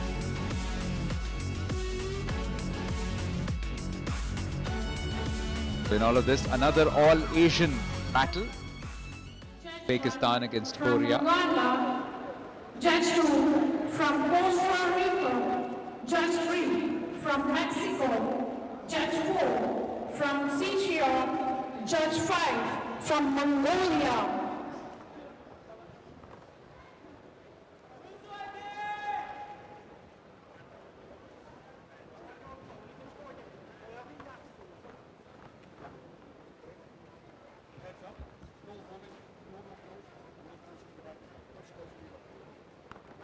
of in red.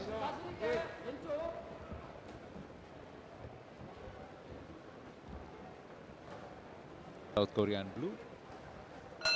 Winner faces India's Hitesh in the semi-finals a couple of days' time.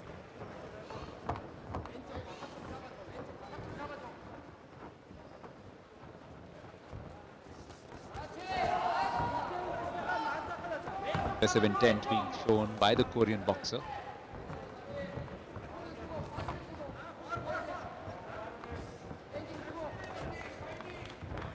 Been noticeable in this category, 70 kgs we saw in the first bout as well.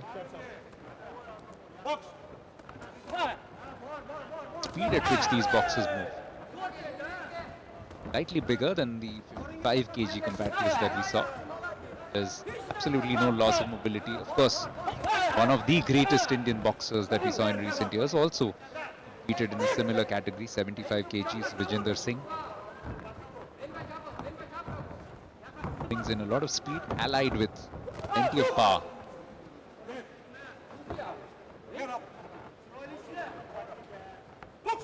For a bit of a cagey beginning, of occasions where Junsu has not been happy about some of the areas where Ismoilov purportedly attacked him.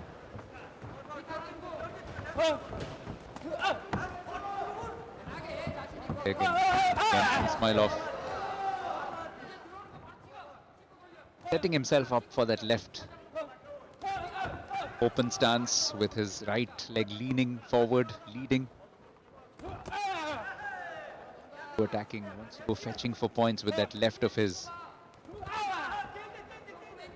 Kim Junsu, as a lot of Korean boxers tend to be, quite defensively proficient so far.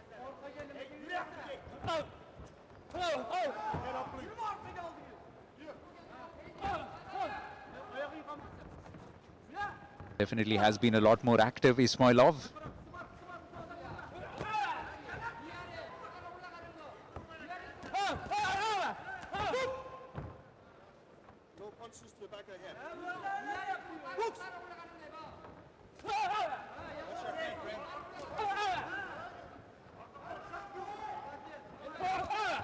One would say no substantial punches landed by either boxer. Junsu just beginning to show a little bit more urgency into the last 30 seconds of this opening round.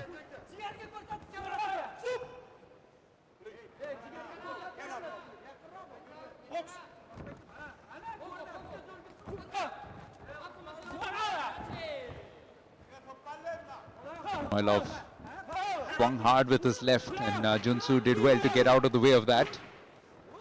Would have been quite a bit of trouble with that haymaker if it had landed.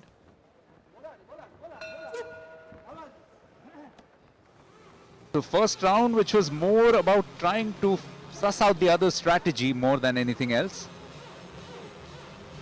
Ismoilov of Pakistan. Junsu from South Korea. Few punches, few decent ones landed. But on the whole, this was more about trying to figure out what exactly is going on.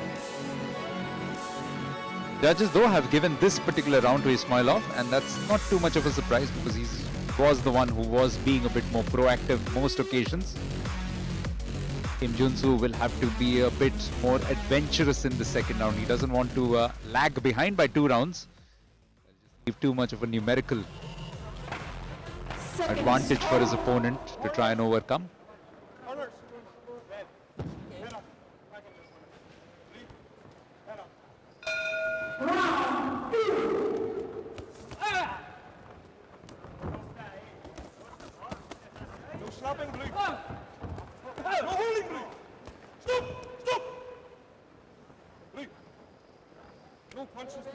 Junsu was looking to get a few head punches in, but that was from far too close quarters, according to the referee, quickly intervening.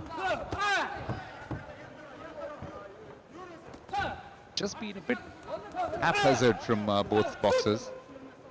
Not quite as fluid and fluent as we saw in the first match of this category between Hitesh and Okazawa. A sign that, again, while there is speed, while there is flexibility, there's also sometimes a little bit of cancelling out of each other's attributes that forces a little bit of negative play to come in at work. It's not negative by choice, it's often by chance. It's happening perhaps because they are sometimes cancelling out the strengths of each other.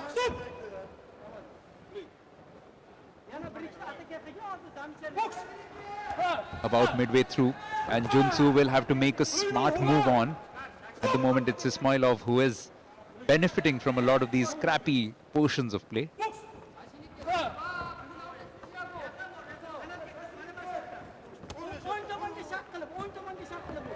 Better from Junsu, he's maintaining his distance. It's also enabling him to get a better arc, to get some shots going. But in the bargain, he's also conceding the center of the ring to Ismoilov. Smart work from the Uzbek, capitalizing on that. Pinning his opponent into the corner and then getting a couple of punches in. Yet again looking for that combination.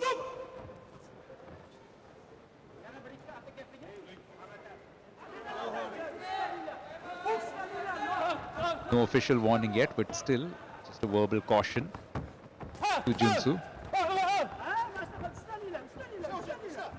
I mean, very creditable, very smart work from Ismoilov.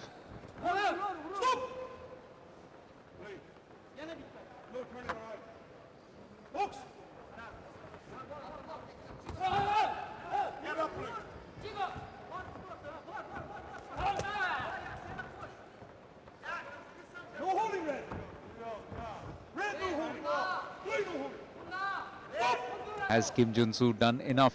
I suspect not. Get into the last 20 seconds or so.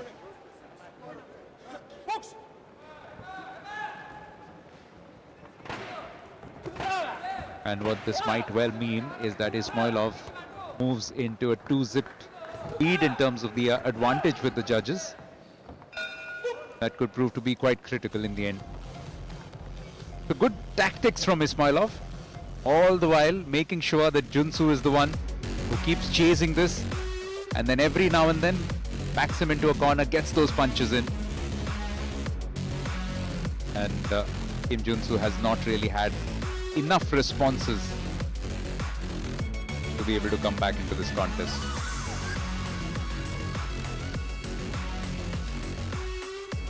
In fact, the numbers suggest that this has been much more decisive. Few too many 8s against Kim Junsu, and also an official warning.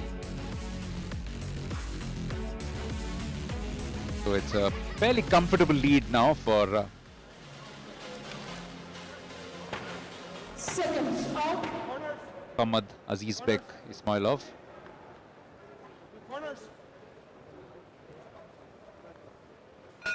Third and final round. Does Kim Junsu have that KO in his locker? Definitely started in right earnest. It was well defended by Ismoilov.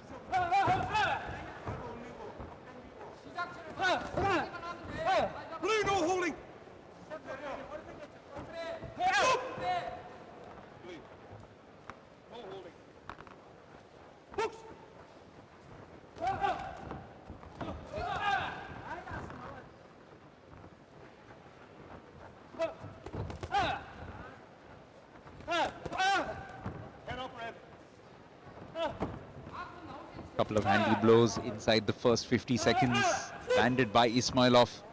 He's not the one who's chasing the score. Remember, it's Kim Junsu who has to do something dramatic. And every time he gets pushed onto the back foot as he is now, it just makes it that much more difficult for him to come up with something special from those precarious positions.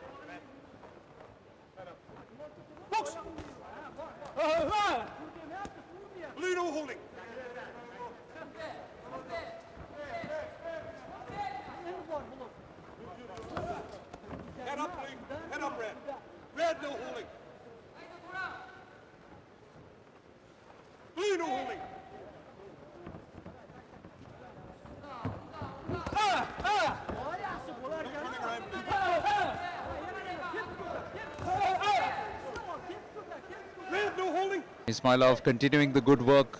Every time Junsu gets a few attempts at stringing together some punches going, Ismoilov is able to break that momentum. Very sharp work inside the ring.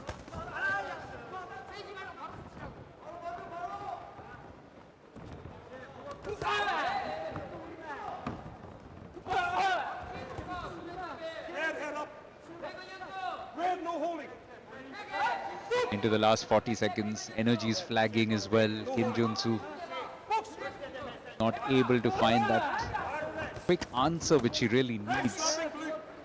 He wants to advance to the semi-finals of the men's 70 kgs.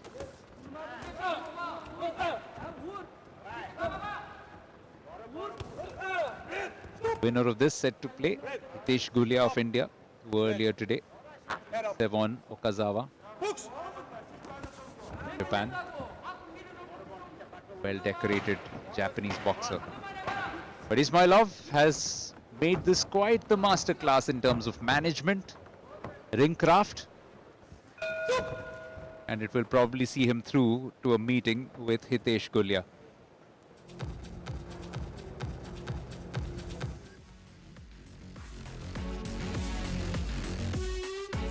Kim Junsu tried his best. Tried to come back into this third round as well, but Ismoilov all the way through was very sharp and very shrewd in the way that he ensured that Junsu got absolutely no momentum going into his attacking game. And his counter punches were quite effective as well, knocking a little bit of momentum out every time that he got those punches going. Points by unanimous decision in the red corner, representing Uzbekistan, Muhammad Azizbek Ismoilov is the winner, and quite comfortably as well. Unanimous decision. In fact, all the way through, the story was the same. Kim Junsu trying to get some momentum going. Ismoilov defending very well. And then coming up with some great countermeasures of his own. Kept it going. And managed this so brilliantly all the way through. Winning the first two rounds, and also, I would think, comfortable victory in the third round in terms of how he won over the judges. So it's Ismoilov against Hitesh Gulya in the semi-finals. But for now, before the next quarter-final, let's take a short break. Power. It's not just strength, it's creation. At Chirapal, every vertical pushes limits. Every idea punches harder. From factories that never stop, to fighters who never quit. We share one heartbeat, the spirit of champions. 50+ years of passion, precision, performance. Chirapal Group is proud to be the official partner of the World Boxing Cup Finals 2025. Kanchiaivei of Chinese Taipei up against Yuri Zakhariev of Ukraine. And this is the third quarterfinal of the men's 70 kg category.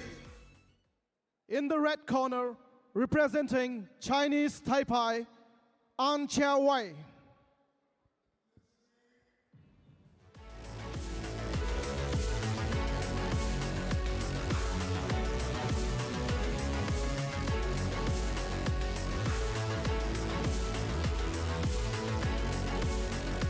Well, this session began with a victory for a Chinese Taipei boxer.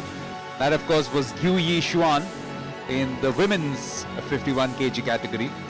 Now we are into the men's 70, and we have another Taipei boxer, Kanchiaivei. Representing Ukraine, Zakhariev Yuri. And Yuri Zakhariev.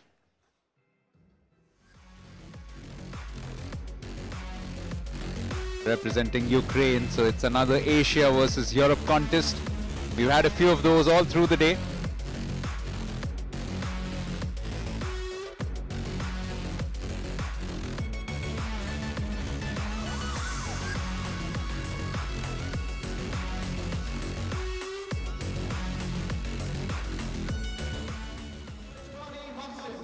Judge 1, Mexico.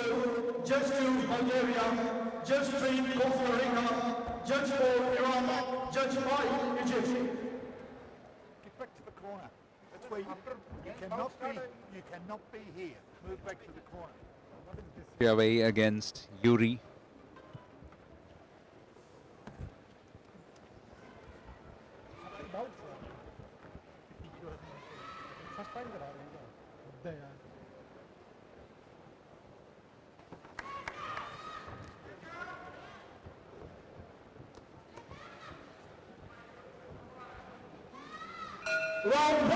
All set for the third quarterfinal in the men's 70 kgs. Oh, it's Chiavei who's tried to come out all guns blazing. Left, right to start. Zakharieiev got slightly unawares, but there's good tempo to this match already inside the first 15 or 20 seconds. Both boxers looking to take the fight to the opponent.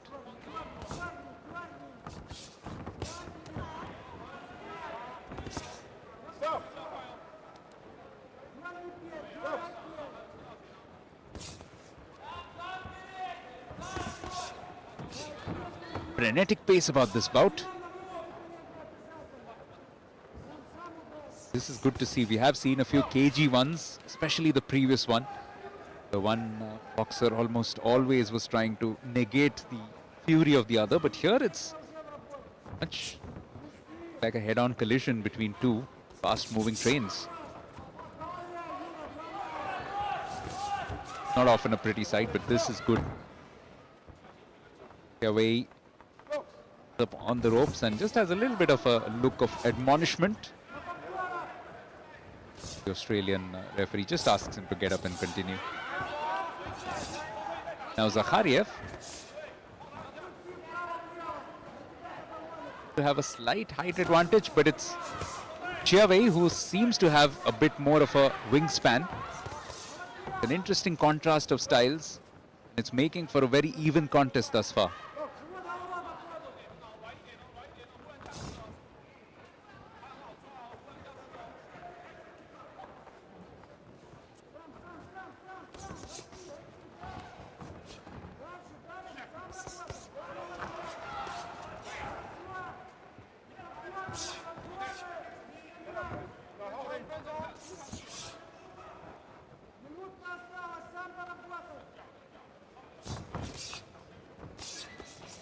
Chiavei started this round with a lot of ferocity. That sting has been taken off by a little bit of a counter punch from Zakhariev. Now, how does he finish?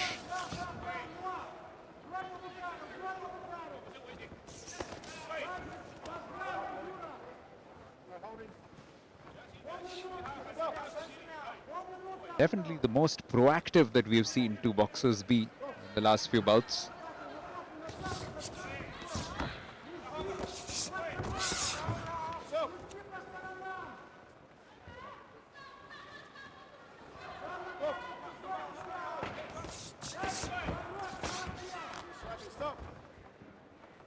How will the judges see this? I think that Chiavei has probably just shaded it in terms of some of those impactful punches. And he was the one who was a lot more positive to begin with as well. Looked the part. And of course taking nothing away from Zakhariev as well from Ukraine. The two of them really exchanging a lot of punches, a lot of blows all the way through.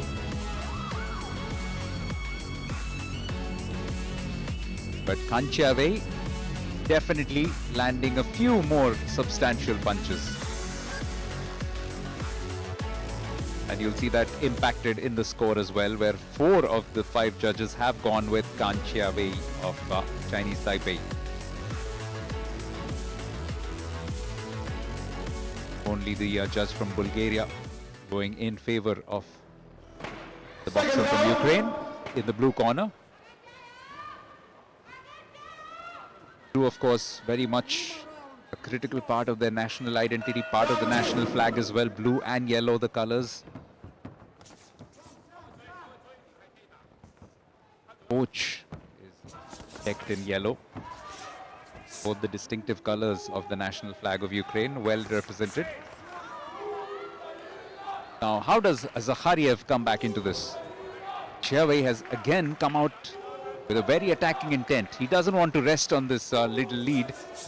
Wants to take the fight to his opponent. Are we on the verge of seeing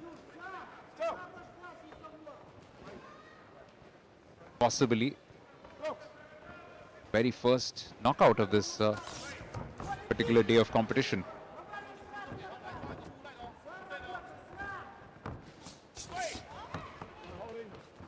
Mind you, it does take a lot, not just from a perspective of the player who gets knocked out, but also the one who effects the knockout. It's pretty much a lot of momentum going forward. It's the perfect moment when you have to catch your opponent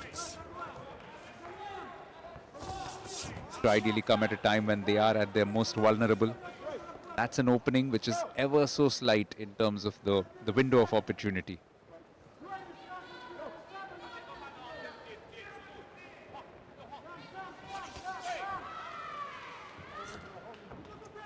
The boxing ring look like a picture here at Greater Noida. World Boxing Cup Finals, last of the major events in terms of the World Cup circuit calendar year. As teams, as boxers head down towards the end of the year, assess what has gone on. Massive year coming up next year. Of course, for all the Asians, there's the Asian Games.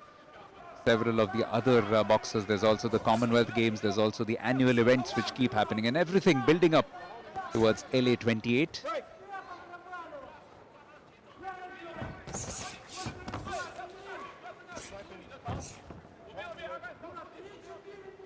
By their absence in this field are the Cubans. Cubans used to be absolutely majestic world boxing at one point of time, particularly in Olympic years. Zakhariev trying a few different things, but he's been encouraged by the referee not to go for the back of the head as often. That's a tribute to how well Kanchiavei has pretty much controlled the momentum of this entire bout. Not let it slip from his hands at any stage. He's landed a few great punches of his own as well. And I would think that this second round is also heading the way of the Chinese Taipei boxer. Should that be the case, it's going to be quite difficult unless Zakhariev can effect something of a knockout punch in the third round. Been a physically spent Kanchiavei, but he has definitely done all the right things. Come out aggressively in both rounds, and that's been the difference. It's just taken his opponent by surprise, and it has taken a little time for Yuri Zakhariev to come back into those bouts as a result. However, I have a little twist to tell you. And here's confirmation of that. The second round has actually gone the way of Yuri Zakhariev.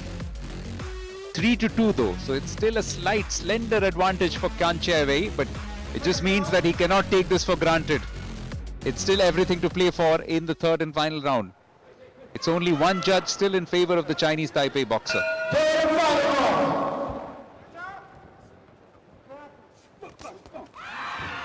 Neck and neck, yet another terrific match in this evening session. Zakhariev knows he's in with an opportunity. That's why we are seeing him on the prowl, a lot more aggressive, a lot more proactive. Keeping his stance a little bit low, making sure that he stays at a safe distance from Chiaowei. Doesn't want to concede too many punches, wants to land a few of his own. And he's pretty much at the center of the bout now, the center of the ring as well. Dictating terms, or wanting to dictate terms. Kanchiavei tries to fight back every now and then, but has to do it in a legal manner.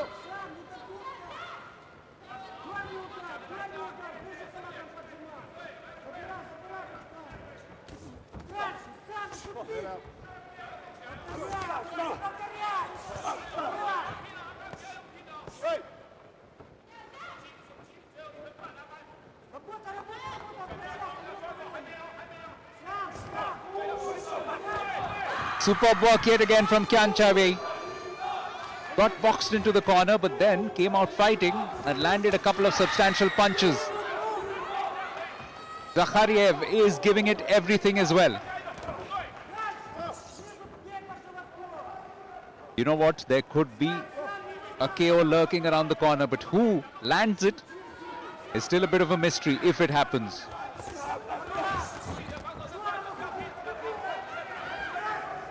Both men flagging in terms of energy. But the contest has been an even one. Chiavei probably just beginning to shade it in this third round as well. But Zakhariev has tried different tactics. That's a credit to him. It's into the last minute. Has either one done enough now to pull away from the other? We saw Okazawa make that mistake in his calculation in his mind. Oh, we have a player down.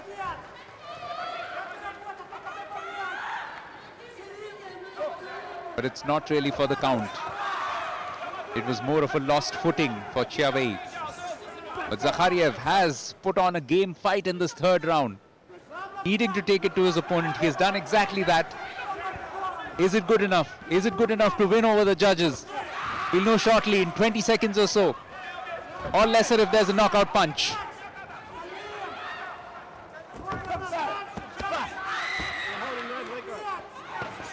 The most thrilling fist fight in many respects, but with a lot of finesse coming into its closing stages between Yuri Zakhariev and Khan Chiavei of Chinese Taipei. It's Chiavei who holds his fists up and probably thinks that he's done quite enough, but this was a much more even round. I wouldn't want to be celebrating too early. While there were some good punches landed by Chiavei as well, it was Zakhariev who started with the initial onslaught in this third round. This was the one where he sent his opponent flying.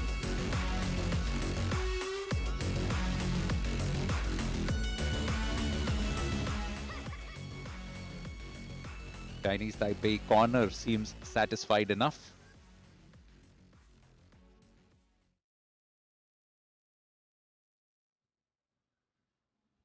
One thing's for sure, The winner may not be by unanimous. split decision. In the blue corner, representing Ukraine. It is the Ukrainian who wins. If Yuri. Yuri Zakhariev. What a brave performance from him. Trailing for most of this match, but he made up some lost ground in that second round and then came out all guns blazing in the third. And it's really all down to just a 3-2 verdict in his favor. 3 judges giving it to him, and 2 of them ending up split between the 2 of them. This was really exciting. This was really so special between these 2 boxers. Khan Chiavei, the entertainer, but it's Yuri Zakhariev who was able to fashion a counter-attack in that third and final round to clinch this match and a semi-final berth in the men's 70 kg category. Fourth and final quarter-final coming up, but after a short break.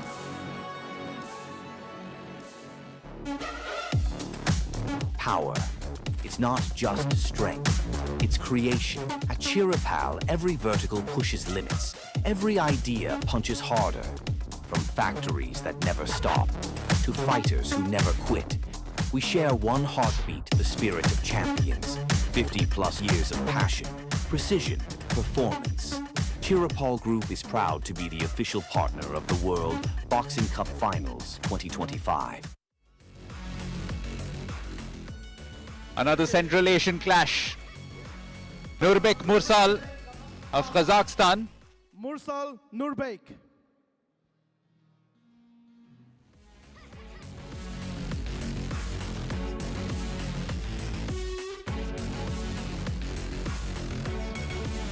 The last of the matches in this 70 kg category.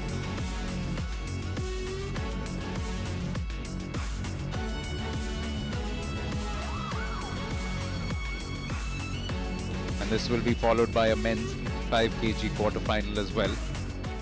Representing Kyrgyzstan, Nishonov Ikhtiyar. Ikhtiyar Nishonov from Kyrgyzstan, his opponent.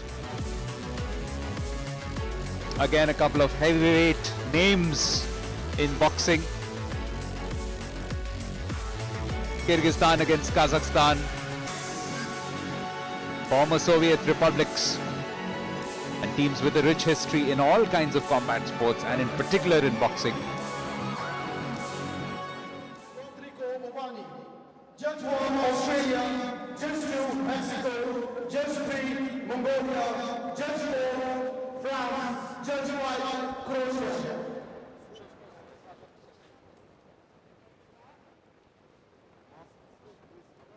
Promises to be every bit as entertaining as the last one was. Yuri Zakhariev awaits in the semi-finals the winner of this contest between Kyrgyzstan and Kazakhstan.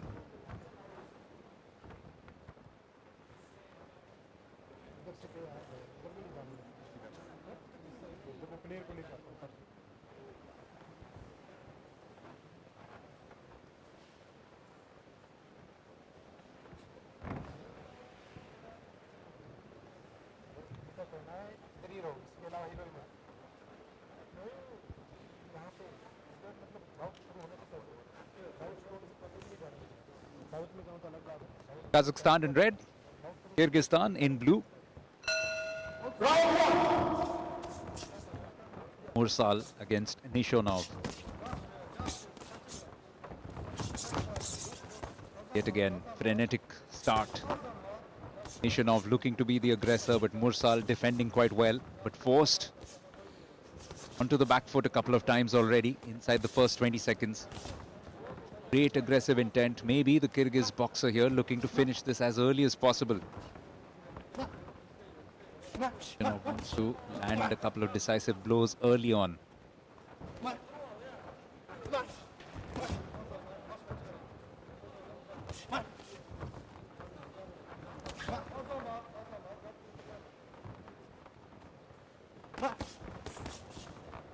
He's probably not watched the previous bout because we saw in that Kanchiavei was the one who started much more aggressively and led for 2 of those rounds, but in the end it was Yuri Zakhariev and his tenacity which won the day.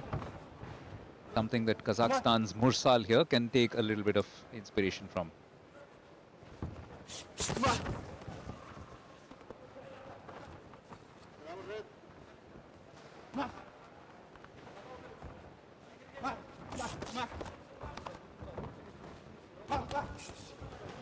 A great ferocious intent about Nishonov right from the start.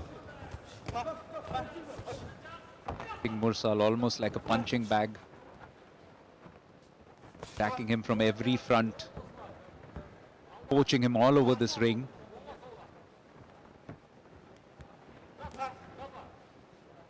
Sometimes when you start with this high intensity, it can work against you. The longer the bout goes, the longer the opponent is able to stay on his feet and defend. At the moment, that's a bit of a challenge for Mursal though.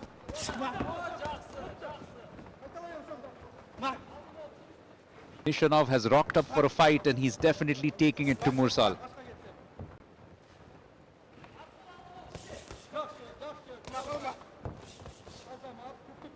Turn examination of Nurbek Mursal's defense this opening round, the way that the man in blue has been going after him. Nishonov, Ikhtiar Nishonov from Kyrgyzstan. Point to prove, it seems.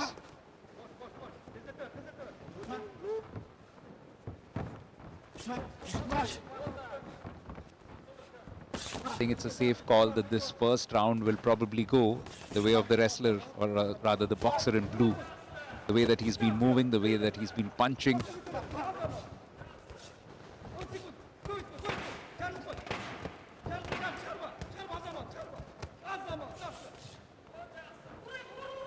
Going to be a welcome break for Mursal, because it's been 3 minutes of relentless action from Nishonov. The little man from Kyrgyzstan has really taken the attack to his opponent right from the offset. Came out punching and didn't relent right till the last second of that first round.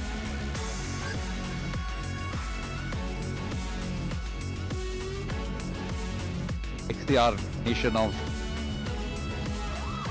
has made Nurbek Mursal a marked man, and it's worked out well for his favor. with as many as 4 of the judges going in his favor. So 4-1 lead in terms of those numbers for Nishonov at the moment. Second round.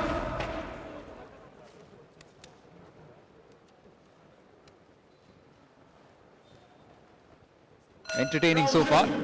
And Nishonov straight away looking to make his mark in the second round as well. Comes out punching start, but just looking like he's a little more keen now to mix a bit of defense every now and then. What he has also done, he's also tired Mursal out, because Mursal has been looking to evade those punches, way out of the way, run all over the ring. That itself can be a tiring experience. It can also drain the energies in terms of giving adequate counter punches out of you. Has him on the ropes. Couple of good punches yet again from Nishonov.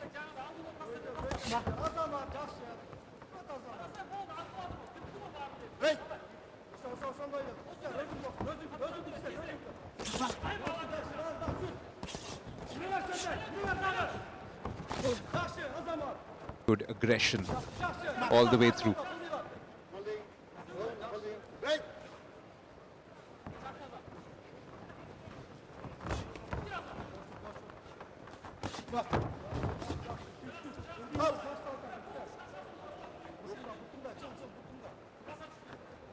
Down to ground, but not quite in the manner that Mursal needs his opponent to go down.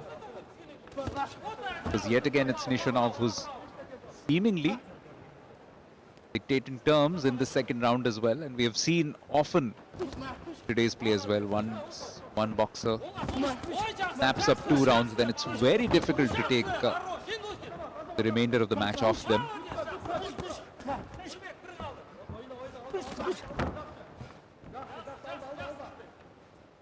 Nishonov continues to pummel away.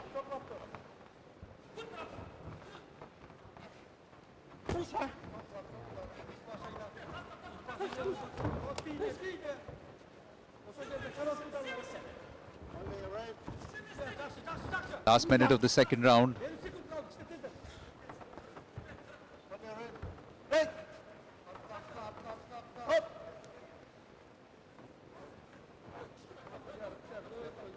As Mursal can devise a different game plan, it does look like he could be swept in terms of all 3 rounds.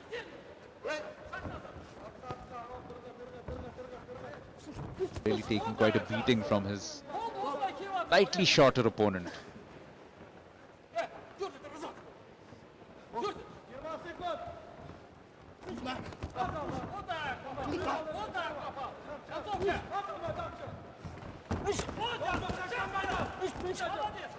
Slightly a better phase of play the last few seconds from Mursal, but not able to sustain it long enough.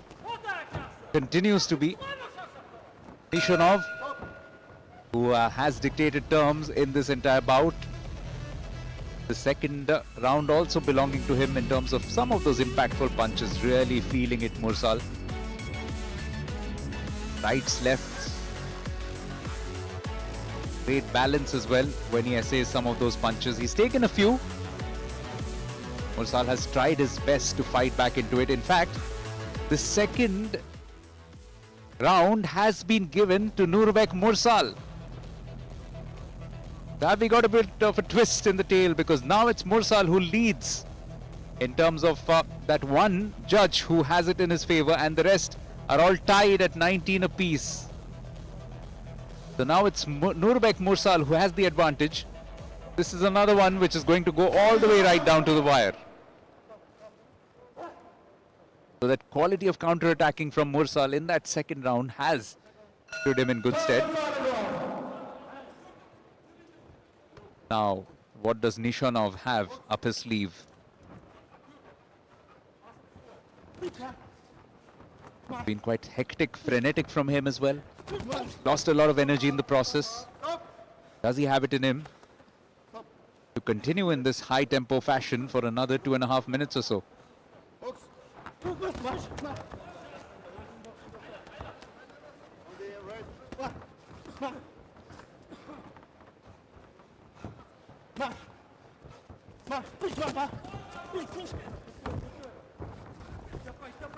Mursal is defending well. This is good situational awareness.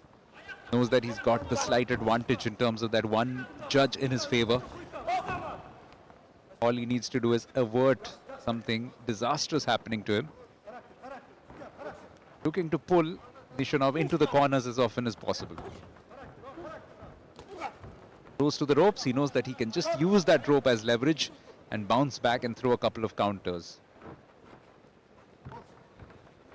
Rope-a-dope that was famous with erstwhile Cassius Clay, aka Muhammad Ali. You just use that artificial support almost. Come at your opponent from those corners. Halfway through this third round, it's Nishonov who's chasing the bout. Trying his best, but he's a bit of a tired mess at the moment. Not quite able to generate that same hand speed as he was doing in the first round. And Mursal is defending quite adequately in that sense. Fabulous boxing this entire evening session. We have seen so many instances of the game is never lost. Just need to hang in there to make slight strategic tweaks and then the match can come back in your favor. Now he's landed a couple of decent punches as well, Mursal. It's slipping away from Nishonov. The finish line in sight for Nurbek Mursal of Kazakhstan.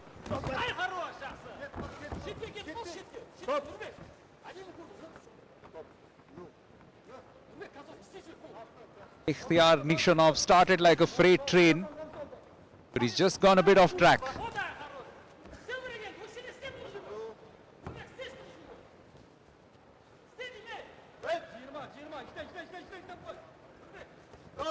Time running out as well for Nishonov.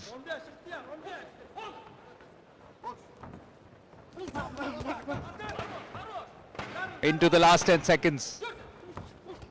I think Mursal is about to pull off quite the most remarkable comeback victory. But it's never over till it's over. It's good spirit between the two. Kazakhstan and Kyrgyzstan have served up an absolute classic. This was the third round where Nishonov really needed to come out punching, but Mursal was up to it in terms of his defense. Evasion was quite useful. The blocking was effective and some of his counters were quite devastating as well. And more than anything else, Nishonov was flagging in terms of his energy reserves. This will definitely be a tight one. It will be a split decision, but let's see which way it goes. In the red corner representing Kazakhstan, Mursal Nurbek. It is Nurbek Mursal. And it's a fine win because he wasn't the favorite, especially after the first round where he took quite the pounding from Ikhtiyar Nishonov. The man in blue came out all guns blazing, used up a lot of energy. And at one stage it seemed like it was all one-way traffic. And we were probably envisaging visions of a first knockout of the night. But then Mursal, using his experience well, using the ropes quite effectively, defending quite stoutly, and coming back to nick it just by a split decision. So that concludes the 70 kg quarterfinals. There's just one bout to come, but we'll come to that after a short break. Power. It's not just strength, it's creation. At Chirapal, every vertical pushes limits. Every idea punches harder. From factories that never stop to fighters who never quit. We share one heartbeat, the spirit of champions. 50+ years of passion, precision, performance. Chirapal Group is proud to be the official partner of the World Boxing Cup Finals 2025. 10th and final bout of the night. It's Yasurbek Yuldoshev of Uzbekistan up against Lawson from Australia. Representing Uzbekistan, And we're going up by 15 kgs in the weight categories. Close to the biggest there are. Yuldoshev leading the way out. Quite a big unit himself. But the key to being big, strong and quick is to have as little fat as possible, and that's what all of these combat athletes aim for. Lawson Lachon.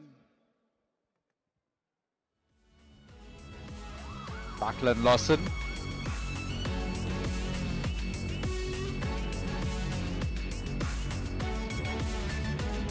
Coming in with a familiar theme song.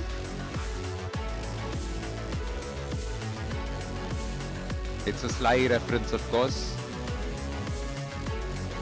to one of the all-time great boxing movies of all time.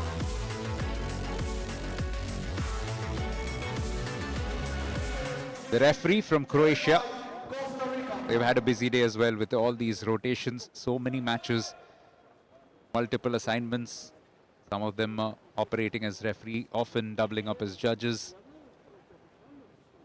But this is what it comes down to. It's the final quarterfinal, the men's 85 kgs.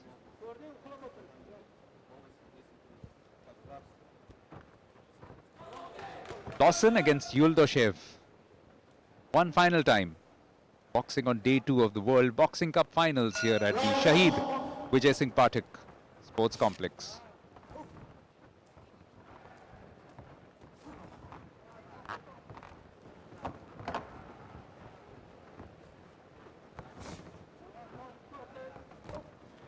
kg, which always indicates that there's not too many encounters that these two boxers probably would have had in the past, trying to suss out each other's style. The Uzbek boxer seems to be more of a southpaw, preferring to lead with his left, while his stance opens it up with his right leg leading.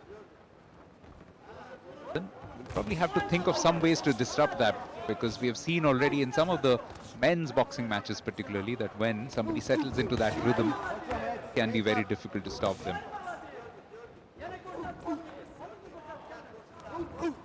What Yuldoshev is doing well is just pushing Lawson right into the corner every now and then.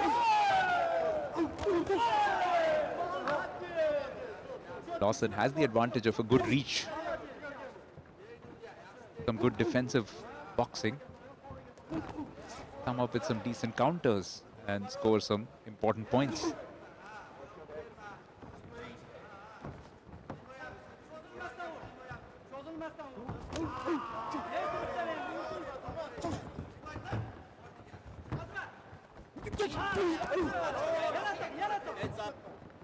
Lawson not doing badly at the moment.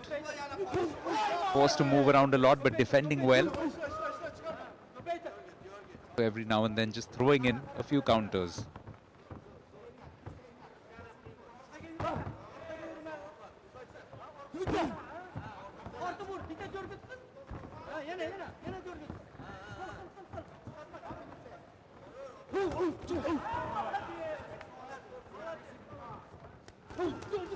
Yuldoshev has probably not really bothered his opponent for a while now. Get a bit of a move on, or he risks losing this first round, and after that he might feel an immense amount of pressure.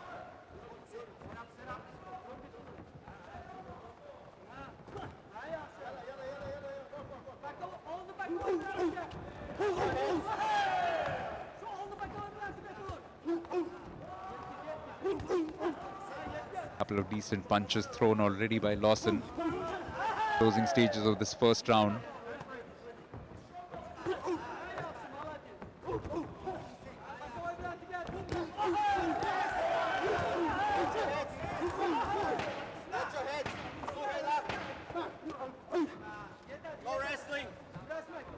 Probably has finished this round well, has Lawson.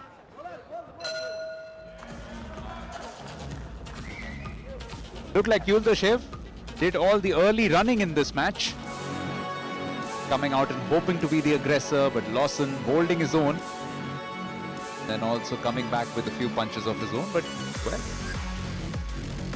I suppose in terms of what the judges saw, most of it going Yuldoshev's way. So Jasurbek, Yuldoshev, while he did defend a lot, he also landed a few decisive punches of his own. And that's why all 5 judges have actually gone in his favor. So Yuldoshev with that important advantage after the first round.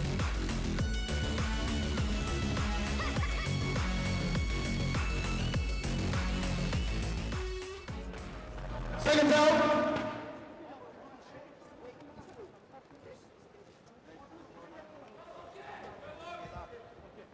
Round 2. Now Lawson knows got a little bit of catching up here to do.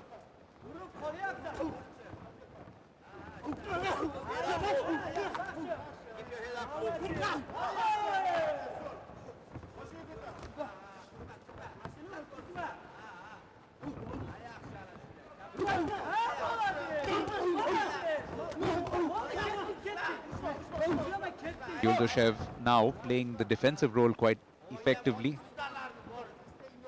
Decent arm's length away from Lawson and then throwing a few punches to keep his opponent guessing, just to keep that momentum going in his favor as well. An intriguing battle of wits between two very interesting and contrasting boxers.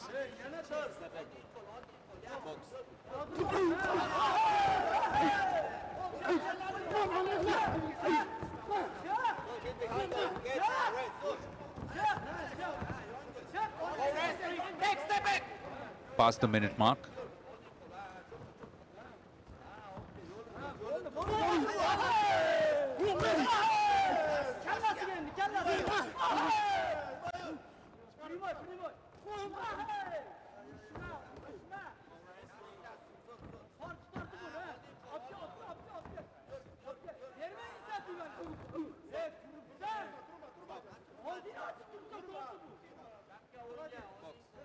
Factor which one cannot deny.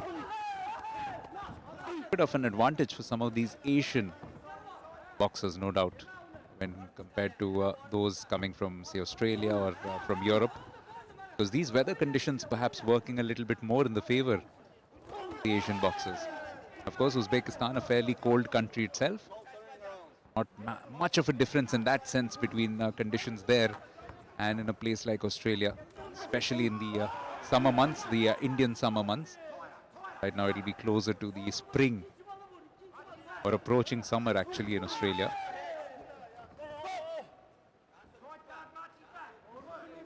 Because it does look like Lawson is just flagging a bit in terms of his energy. Yuldoshev can pounce on that, he can move in for the kill. Been trying to be proactive. Been smart thinking from the Uzbek. Not sitting back on that lead, trying to take the fight to the opposition. He knows that 2 rounds won will almost put this completely out of reach of Lachlan Lawson.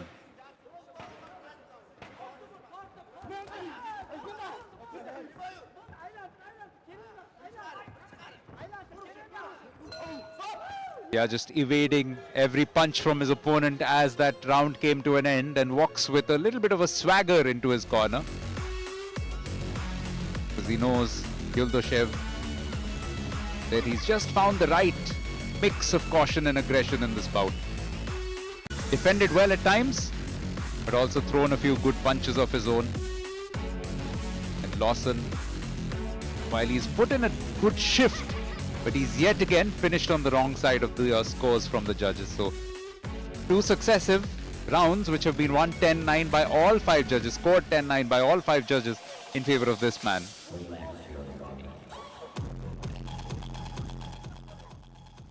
Yuldoshev from Uzbekistan. Jasurbek Yuldoshev looking to close this out and book his place in the semi-finals of the men's 85 kg category. Indian representation in the shape of Jugnu be seen in the semi-finals straight away. Watch your heads. No wrestling.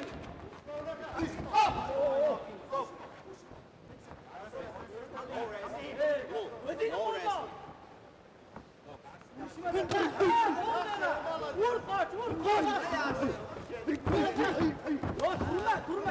Our wrestling. Right. Give me your hands. Lawson has to come back into this.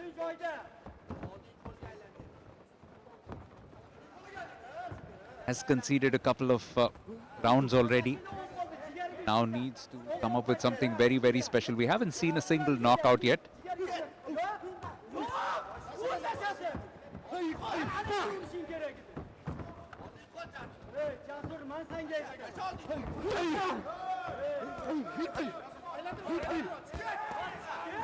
Yuldoshev has to use all his ring craft at the moment. Look at me. No holding. Box. I'm not sure. Tumbling into the ropes is one of those.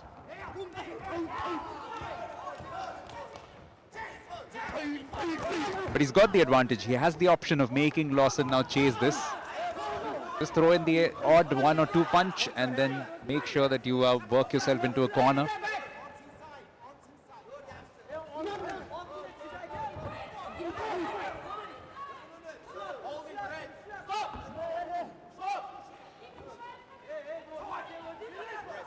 Not helping with the kind of time management that Lawson wants in this final round.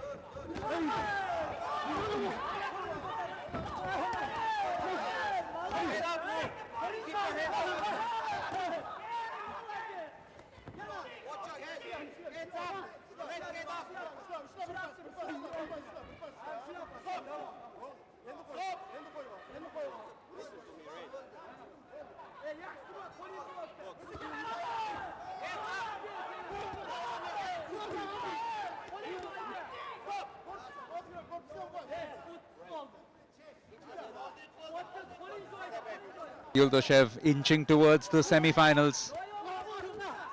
It's a tiring Uzbek that we are seeing. But he's doing all the right things. He's keeping himself mobile, making himself as difficult a target as possible for Lawson. The Australian might well win this round, but will it be enough? He's already conceded a couple of rounds to the wily Uzbek. Yuldoshev going down on his haunches. It's probably all sign of also how tired he is, but he has, I think, done enough here.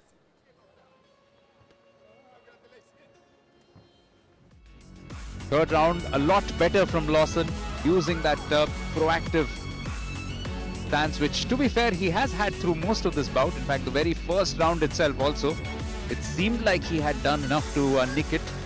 But once that went against him, it just acted as the right Philippe for Yuldoshev, who then crafted a very beautiful strategy, one which combined great defense with outstanding counter-offensives.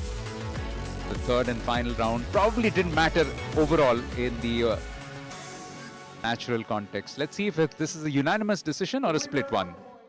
By unanimous decision. In the red corner, representing Uzbekistan, It's unanimous. Yuldoshev Jasurbek. And it is Jasurbek Yuldoshev of Uzbekistan who pulls this off. It's a great performance because he was under pressure from Lawson in the early exchanges. Definitely the initial aggressor, but after that Lawson seemed to have devised a good defensive and counter strategy. Then we saw Yuldoshev coming back quite well and did very well to completely keep himself in the match and ending up winning what was the final event and the final bout of the night, the second night of the World Boxing Cup Finals here at Greater Noida. So we'll be returning with the third day of action at the World Boxing Cup Finals. That will be tomorrow. Make sure that you join us then from the Shahid Vijay Singh Pathak Sports Complex in Greater Noida. For the moment, it's good night and goodbye from all of us here.